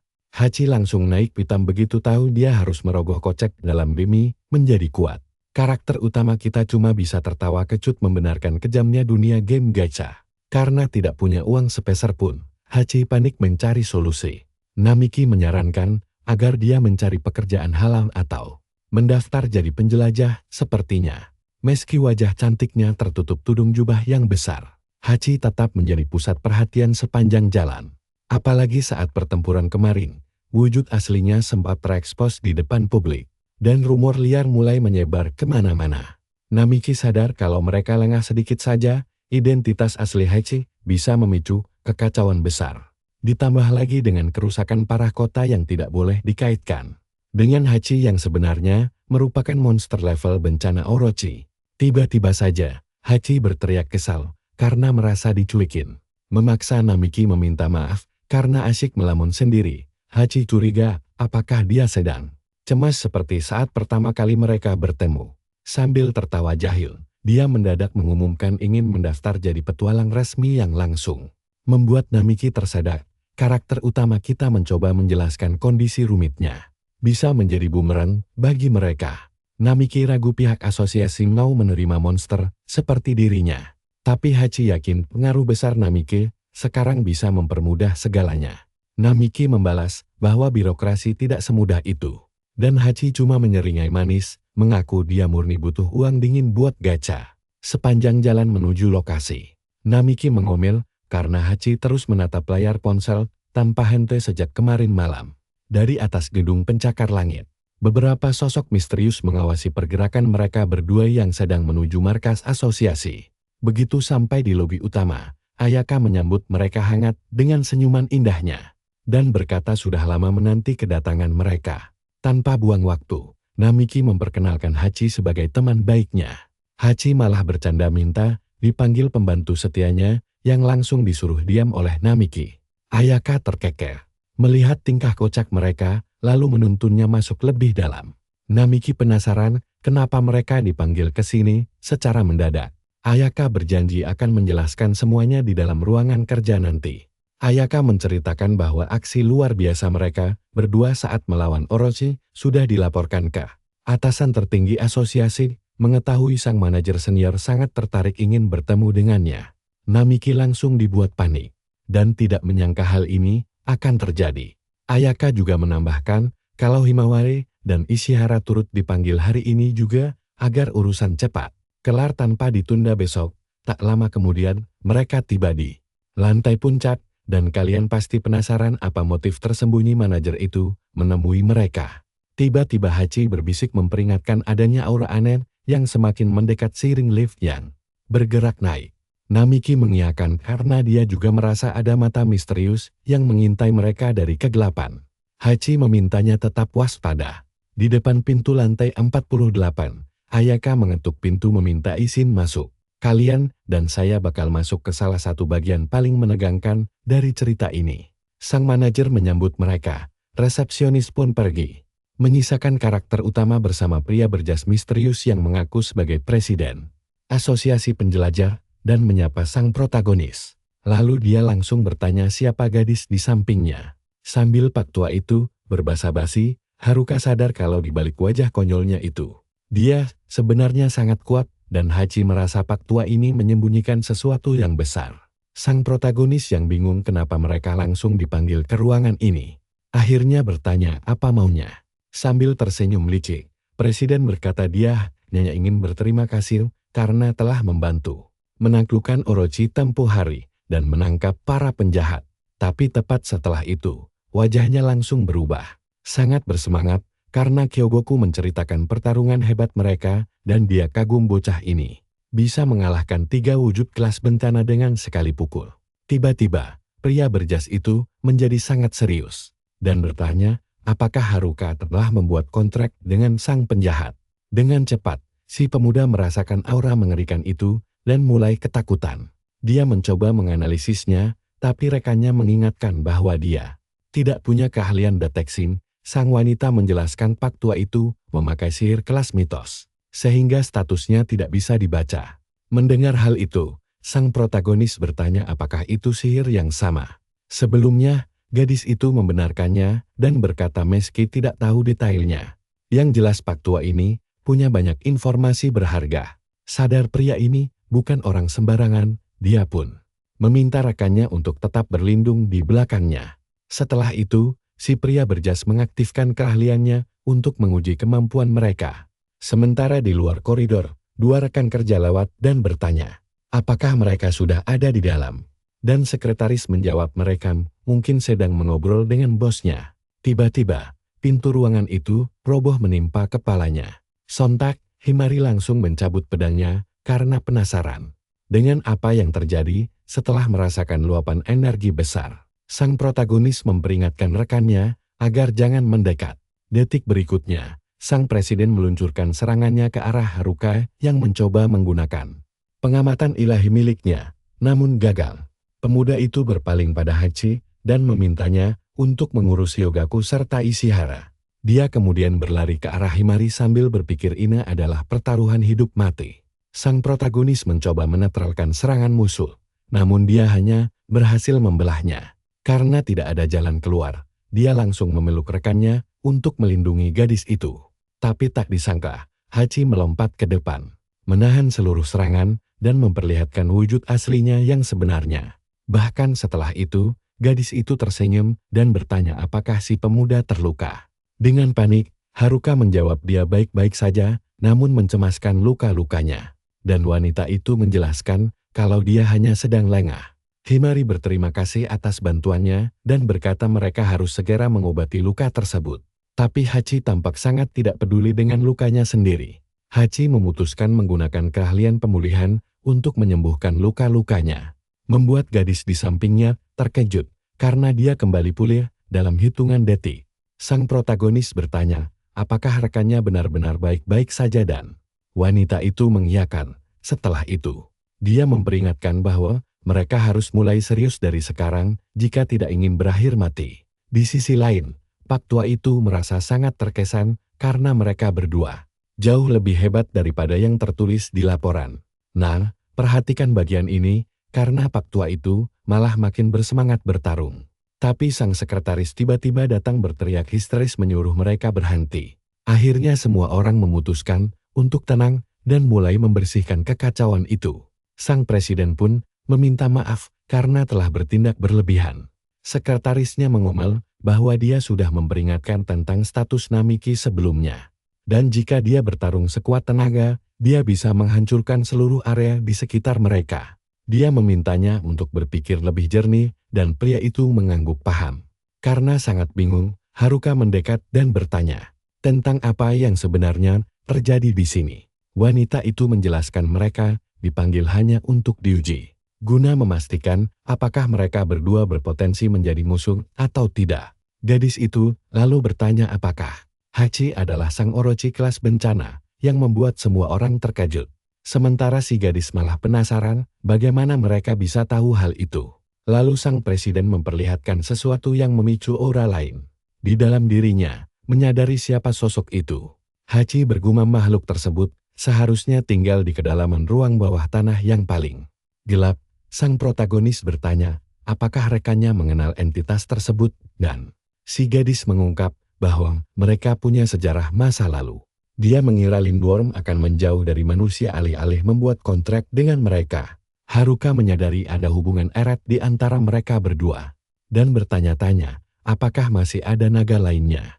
Jujur saja, disinilah kecurigaan kita terbukti saat Heiji mendadak penasaran dengan identitas sang sekretaris di sebelahnya, membuat suasana menjadi sangat canggung. Pria berjas menjelaskan gadis itu berdarah campuran manusia dan monster yang membuat kontrak dengan ibunya. Himari mengaku pernah mendengar rumor tentang makhluk hibrida. Namun ini pertama kalinya dia melihat langsung. Gadis itu berkata orang lain tidak tahu tentang sisi monster dirinya, jadi dia merahasiakannya. Namun saat emosinya meluap, beberapa ciri fisiknya akan muncul, sehingga dia harus berusaha ekstra keras mengendalikan diri, agar tetap bisa tinggal di kota bawah tanah ini. Himari bertanya, apakah dia sering mengalami diskriminasi, dan sang sekretaris mengakui pandangan publik terhadap ras campuran memang buruk. Tapi Heiji tahu rahasianya. Bahkan saat dia masih dalam wujud manusia biasa, wanita itu membalas bahwa dia memang selalu tinggal di ruang bawah tanah dan kurang pandai menyamar. Sang protagonis lalu mengangkat tangan dan mengaku bahwa dia juga sudah curiga sejak awal. Mendengar itu, Haruka memarahi rekannya karena tidak memberitahunya lebih cepat. Himari kemudian memastikan apakah omongan Kyogoku sebelumnya memang benar adanya, bahwa Heiji adalah Orochi kelas bencana, dan dia membenarkannya. Ishihara hampir tidak percaya seekor naga raksasa bisa berubah menjadi gadis secantik ini. Setelah itu, gadis itu bingung dengan situasi rumit ini, dan sang protagonis meminta maaf sembari berjanji akan menjelaskan semuanya nanti, sembari meminta dia untuk tenang dahulu. Sambil tersenyum, presiden merasa keadaan semakin menarik dan mengajak mereka pindah tempat. Di dalam ruang pertemuan, sang sekretaris menyampaikan bahwa hasil penyelidikan membuktikan Haruka dan Heiji bukanlah ancaman. Dia juga berterima kasih atas kerjasama mereka. Namun Pak Tua merasa mereka masih menaruh curiga. Sang protagonis membatil dalam hati bahwa itu sangat wajar karena beberapa saat lalu sang presiden baru saja menyerangnya. Ditambah lagi pria itu mengikat kontrak dengan Lindworm. Namun, sang presiden meminta pemuda itu santai karena fakta bahwa Heiji yang merupakan Orochi kelas bencana tetap melindungi manusia sudah cukup membuktikan kalau kesalahpahaman kecil ini tidak akan membuat mereka bermusuhan. Sang atasan meyakinkan mereka bisa saling percaya mulai sekarang. Tepat setelah itu, bawahannya menyampaikan terima kasih atas perjuangan keras seluruh anggota tim penakluk Orochi sambil melemparkan senyuman manis. Wanita itu meminta mereka merahasiakan kejadian ini dan menjanjikan imbalan yang besar. Himari sempat ingin mengajukan protes, namun pria tersebut langsung membungkuk hormat sebagai tanda terima kasih mendalam.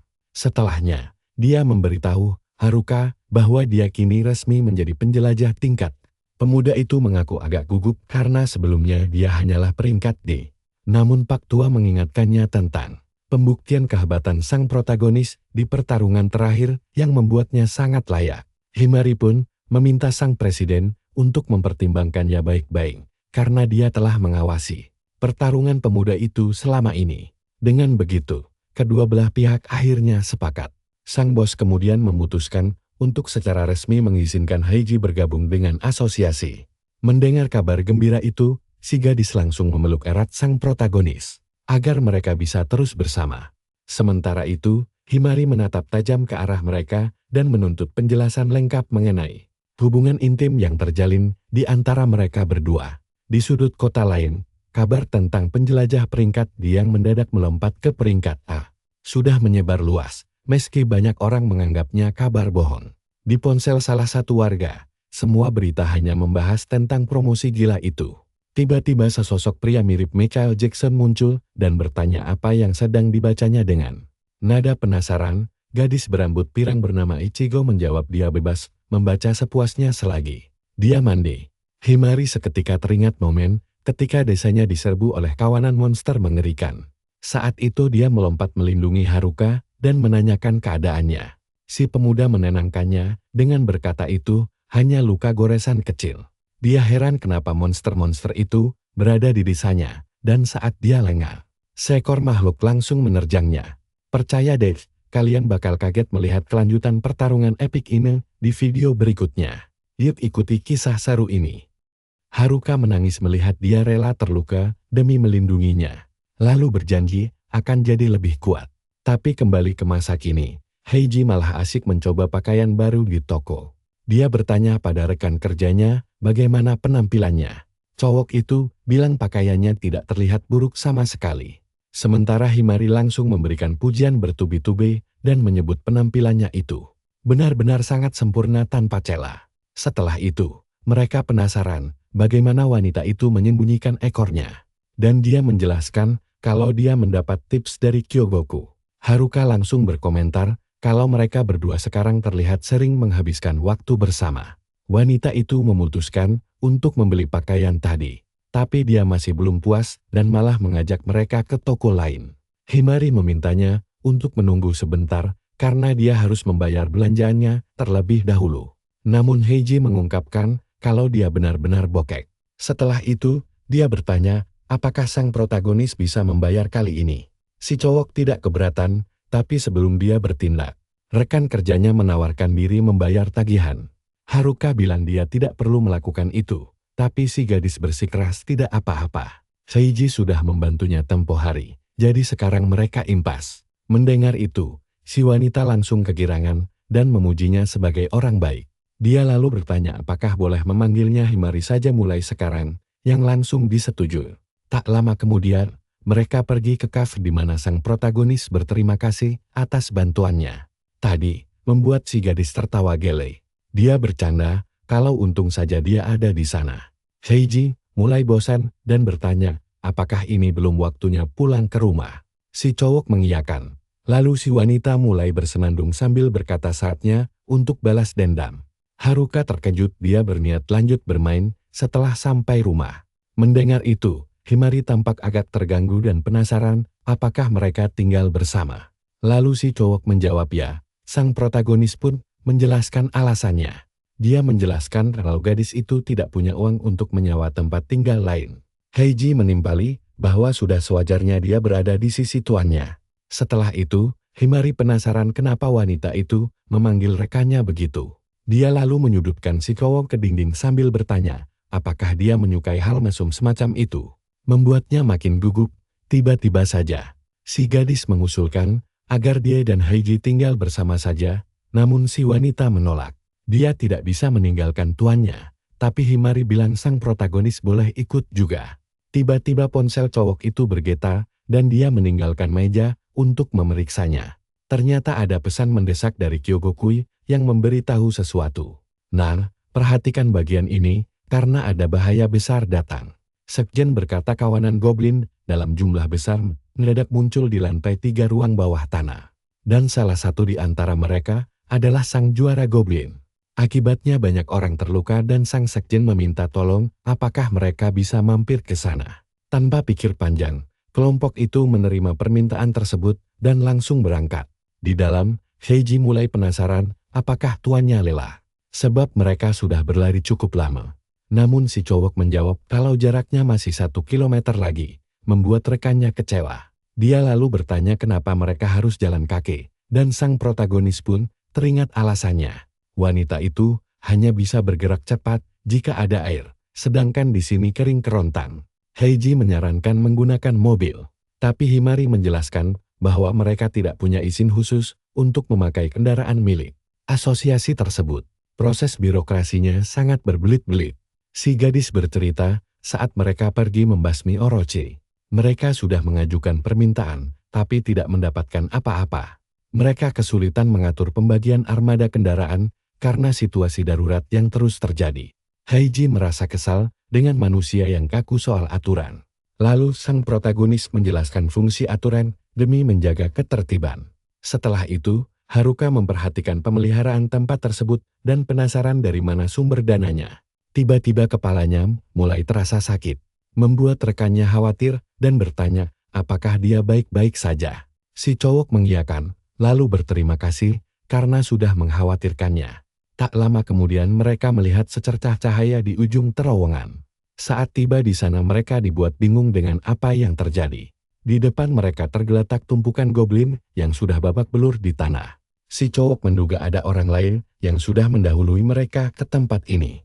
Mereka pun menyadari seorang pria yang mirip Michael Jackson berdiri di sana sambil tersenyum.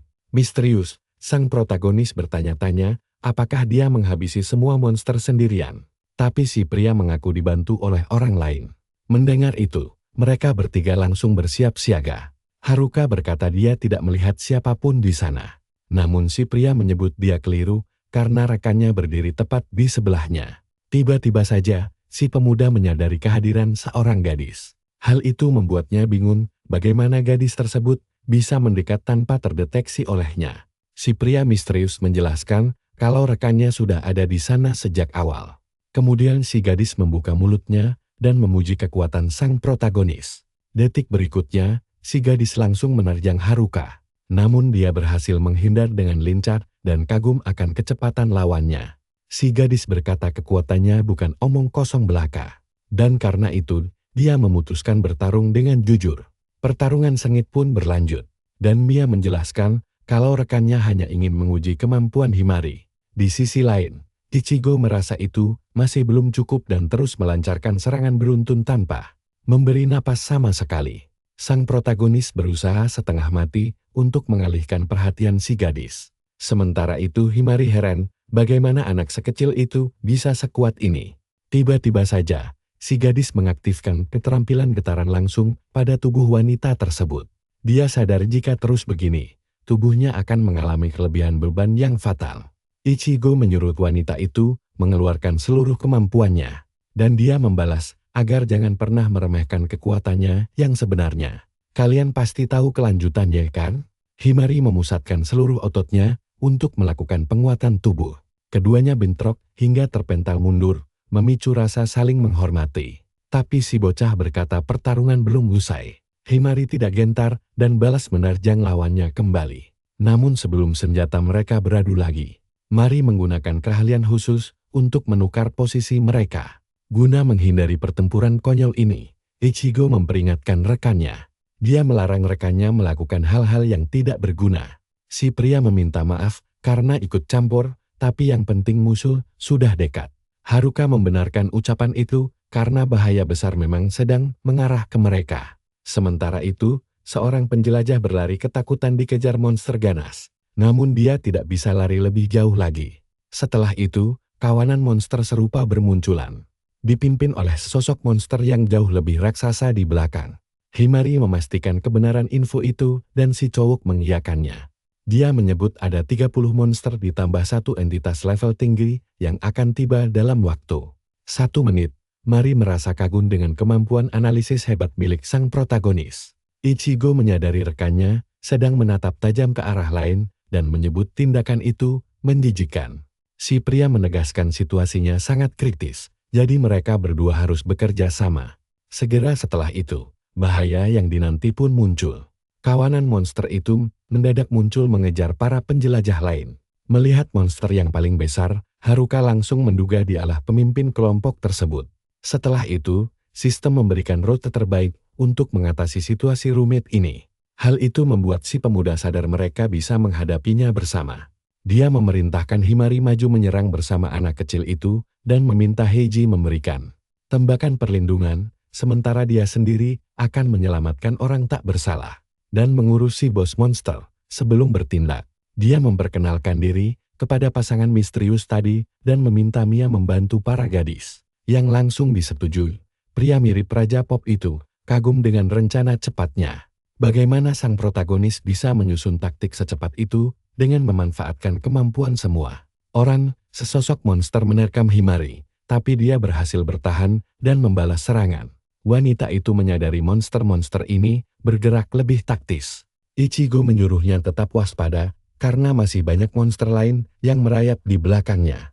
Tanpa kesulitan berarti, Himari langsung membabat habis semua monster pengganggu itu menggunakan tebasan pedang mautnya.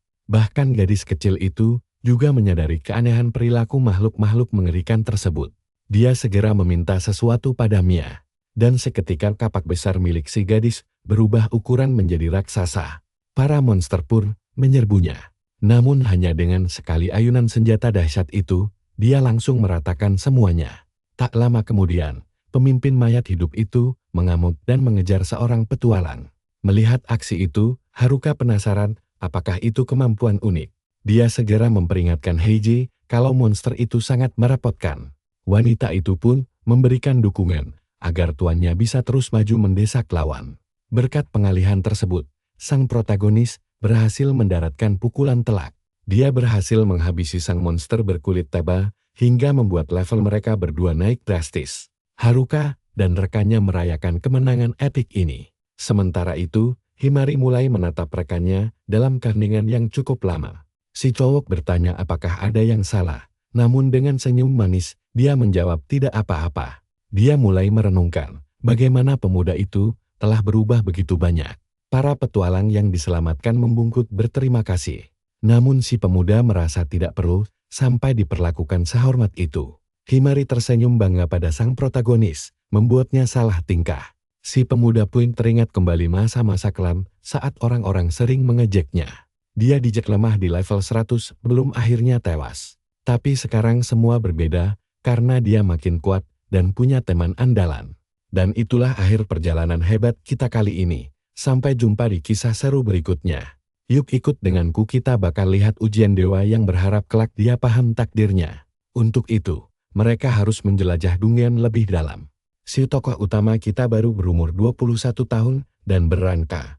Dan keluarganya hilang misterius. Dia orang yang sangat penyayang, sabar, dan penuh perhatian. Hobi uniknya adalah menjahit dan mengagumi pedang indah. Sejak kecil, Haruka dibesarkan di panti asuhan kota Dungel, dan di sanalah dia bertemu Himari Tachibana. Lalu, dia mulai berlatih di dojo ayahnya di kawasan kumuh. Sementara si wanita berumur 24 tahun dan merupakan penjelajah rang air, dia berasal dari distrik aliran, dibesarkan oleh orang tua tunggal. Hobi cewek ini adalah upacara minum teh dan kaligrafi. Ibunya meninggal dunia akibat sakit ketika dia masih sekolah dasar, sehingga diasuh sepenuhnya oleh sang ayah. Setelah itu, dia mulai giat belajar bela diri di dojo hingga benar-benar menguasai keahlian pedang, tombak, dan memanah. Pas masuk SMA, dia memulai debutnya sebagai penjelajah profesional dan langsung mencuri perhatian media sebagai gadis jenius berkat reaksi publik serta popularitasnya saat itu. Klub penggemar tidak resmi rahasia dibentuk 7 tahun lalu. Namun insiden melanda mereka saat monster misterius menyerang Haruka yang sedang latihan di dojo. Himari pun mencoba menolongnya, tapi dia malah terluka parah. Saat aparat berwenang tiba, monster itu melarikan diri. Dan tujuannya masih menjadi misteri sampai kini. Mia berkata peristiwa itulah pemicu utama berubahnya hubungan sepasang remaja tersebut. Tiba-tiba saja, Hyogoku memintanya untuk tenang sejenak. Si cowok penasaran apa ada yang salah. Lalu wanita itu menjelaskan mereka meminta laporan pertempuran dari Haruka Tapi dia malah membahas hal lain. Pria berjas berwajah serius menyela dan meminta laporan dilanjutkan. Sementara Mia meminta maaf karena sempat sedikit terlalu larut dalam ceritanya. Kembali ke penjelasan utama, dia menyebut ada poin menarik saat pertarungan melawan Haruka kemarin. Karena nama kemampuan khusus maupun detail kekuatannya masih misterius. Perhatikan bagian ini, apa kalian yakin bocah itu membuat kontrak dengan monster kelas bencana? Orochi, makanya sang protagonis dijuluki misterius karena dia pemula berlevel 100. Mia menduga hal ini pasti bug karena dia bisa naik level secepat itu. Si kakek juga mengaku sangat penasaran karena saat melawannya langsung di dalam ruangan dan mengaktifkan sihir kelas mitos miliknya. Bocah itu mendadak meneriakkan ramalan dewa. Dia langsung dibuat terkejut oleh gerakannya yang sangat cepat dan presisi. Mia juga menambahkan kepemimpinan sang protagonis kemarin sangat luar biasa, meski baru memahami kemampuan mereka dalam sekejap.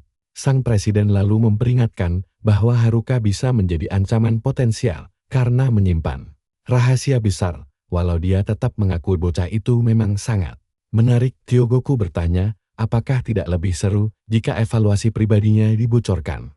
Si gadis menyarankan agar penyelidikan terus berjalan dan si kakak memerintahkan Mei untuk terus melanjutkan misinya. Dia pun bergegas pergi, namun sebelum keluar, sang resepsionis memintanya memberi kabar jika ada laporan baru lagi. Di dalam hati, pria itu membatin agar tidak pernah memusuhi kakek tua menyeramkan itu. Di luar, dia berpapasan dengan Ichigo yang penasaran tentang isi obrolannya dengan presiden. Tapi dia berkilah itu bukan hal penting. Kemudian, Mia memberitahu kalau dia bisa satu tim dengan Haru, membuat si gadis kegirangan. Mia penasaran apakah Haruka mau menerima tawaran ini. Beberapa waktu berselang, tampak Himari sedang berdiri menanti rekan setimnya yang tak kunjung datang. Tiba-tiba, dua orang bodoh itu berlari terengah-engah.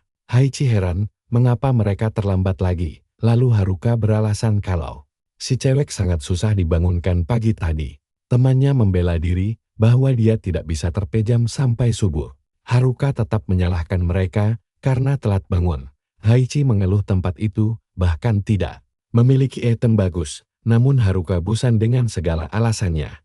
Cewek itu segera meminta maaf pada Himari, yang memaafkannya dengan ramah, sambil memeluknya erat dan berterima kasih atas kebaikannya yang sangat berbeda jauh dari master tertentu.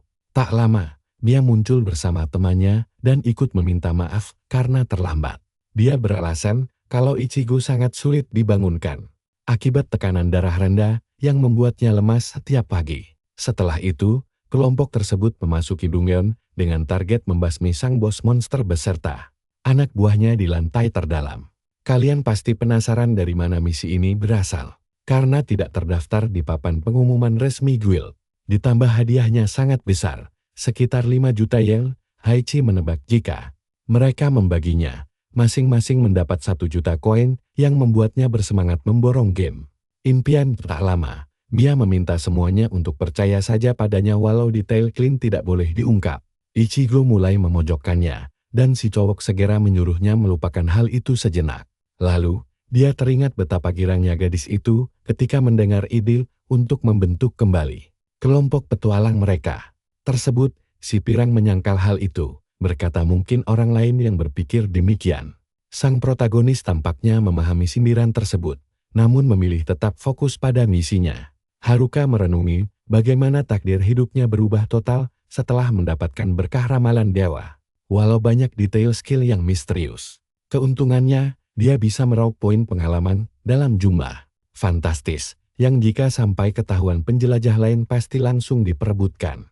Tiba-tiba, rasa sakit kepala hebat itu menyerangnya kembali. Haroni yang menyadari gerak-gerik aneh itu langsung merasa khawatir, namun sang protagonis segera menenangkannya dan berkata dia baik-baik saja. Dia merasa seperti akan segera mengingat sesuatu yang sangat penting, sementara si gadis tidak mengerti apa-apa. Sayangnya, rekannya itu juga kesulitan menjelaskan masalah ini dengan tepat.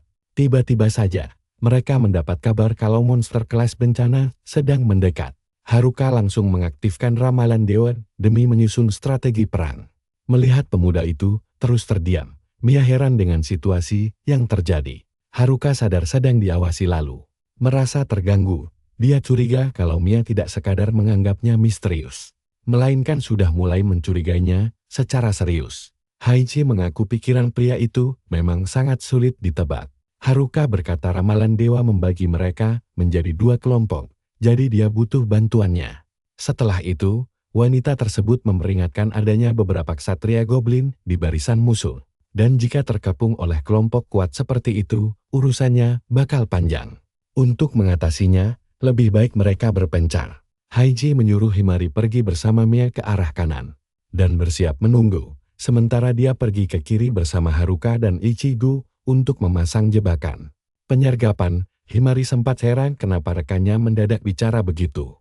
Tapi wanita itu berjanji menjelaskan semuanya nanti. Meski kurang menyukai jawaban itu, Himari terpaksa setuju. Sebelum berangkat, dia meminta sang protagonis untuk hati-hati, yang dijawab dengan janji pertemuan setelah semua beres. Tim pun berpisah mengambil posisi masing-masing. Mia perlahan sadar kalau dia sengaja diusir pergi. Setelah itu, Himari bertanya apakah pria itu andal dalam pertarungan jarak dekat. Namun dia menjawab hanya mengerti taktik dasarnya saja.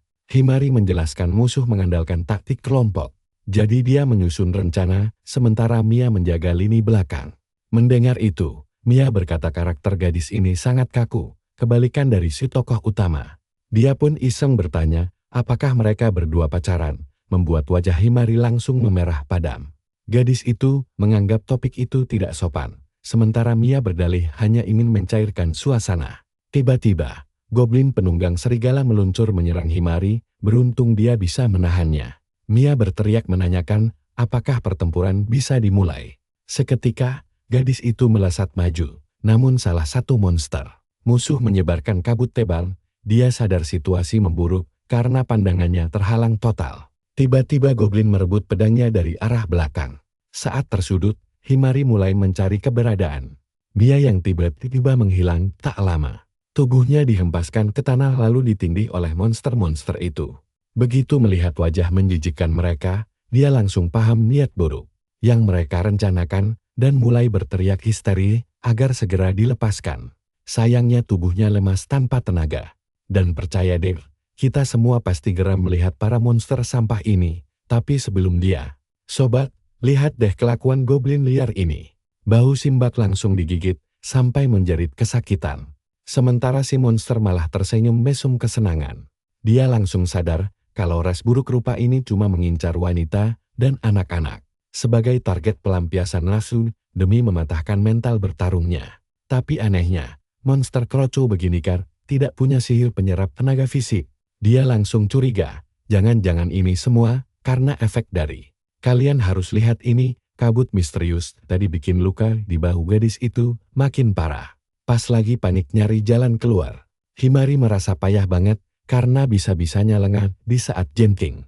Dia merasa kesal setengah mati membayangkan Haruka bakal melihat dirinya selemah ini. Tepat saat si goblin mengambil belati milik Himari untuk menghabisinya. Tiba-tiba monster itu malah kena hipnotis dan langsung menjatuhkan senjatanya. Teman-teman, mari kita lihat bagaimana si cewek cerdik ini memanfaatkan kesempatan emas untuk kabur. Dia tahu betul kalau dia menyerah sekarang, dia tidak akan pernah bisa keluar hidup-hidup dari sana. Tiba-tiba ada goblin usil menyerang dari belakang. Tapi dengan gerakan super cepat, Himari langsung membalikkan badan dan menembaknya pakai panah. Monster lain mencoba mengepung, tapi dia lincah menghindari mereka lalu langsung menghabisi serigala itu. Nah, bagian ini yang paling mendebarkan. Luka di bahunya mulai terasa sangat menyiksa, membuat si cewek harus bergerak cepat. Beruntung, dia melihat pedang kesayangannya tergeletak tidak jauh di atas tanah, dan langsung berlari mengambilnya. Tapi sayang, dia malah kena tembak tepat di punggungnya. Biarpun begitu,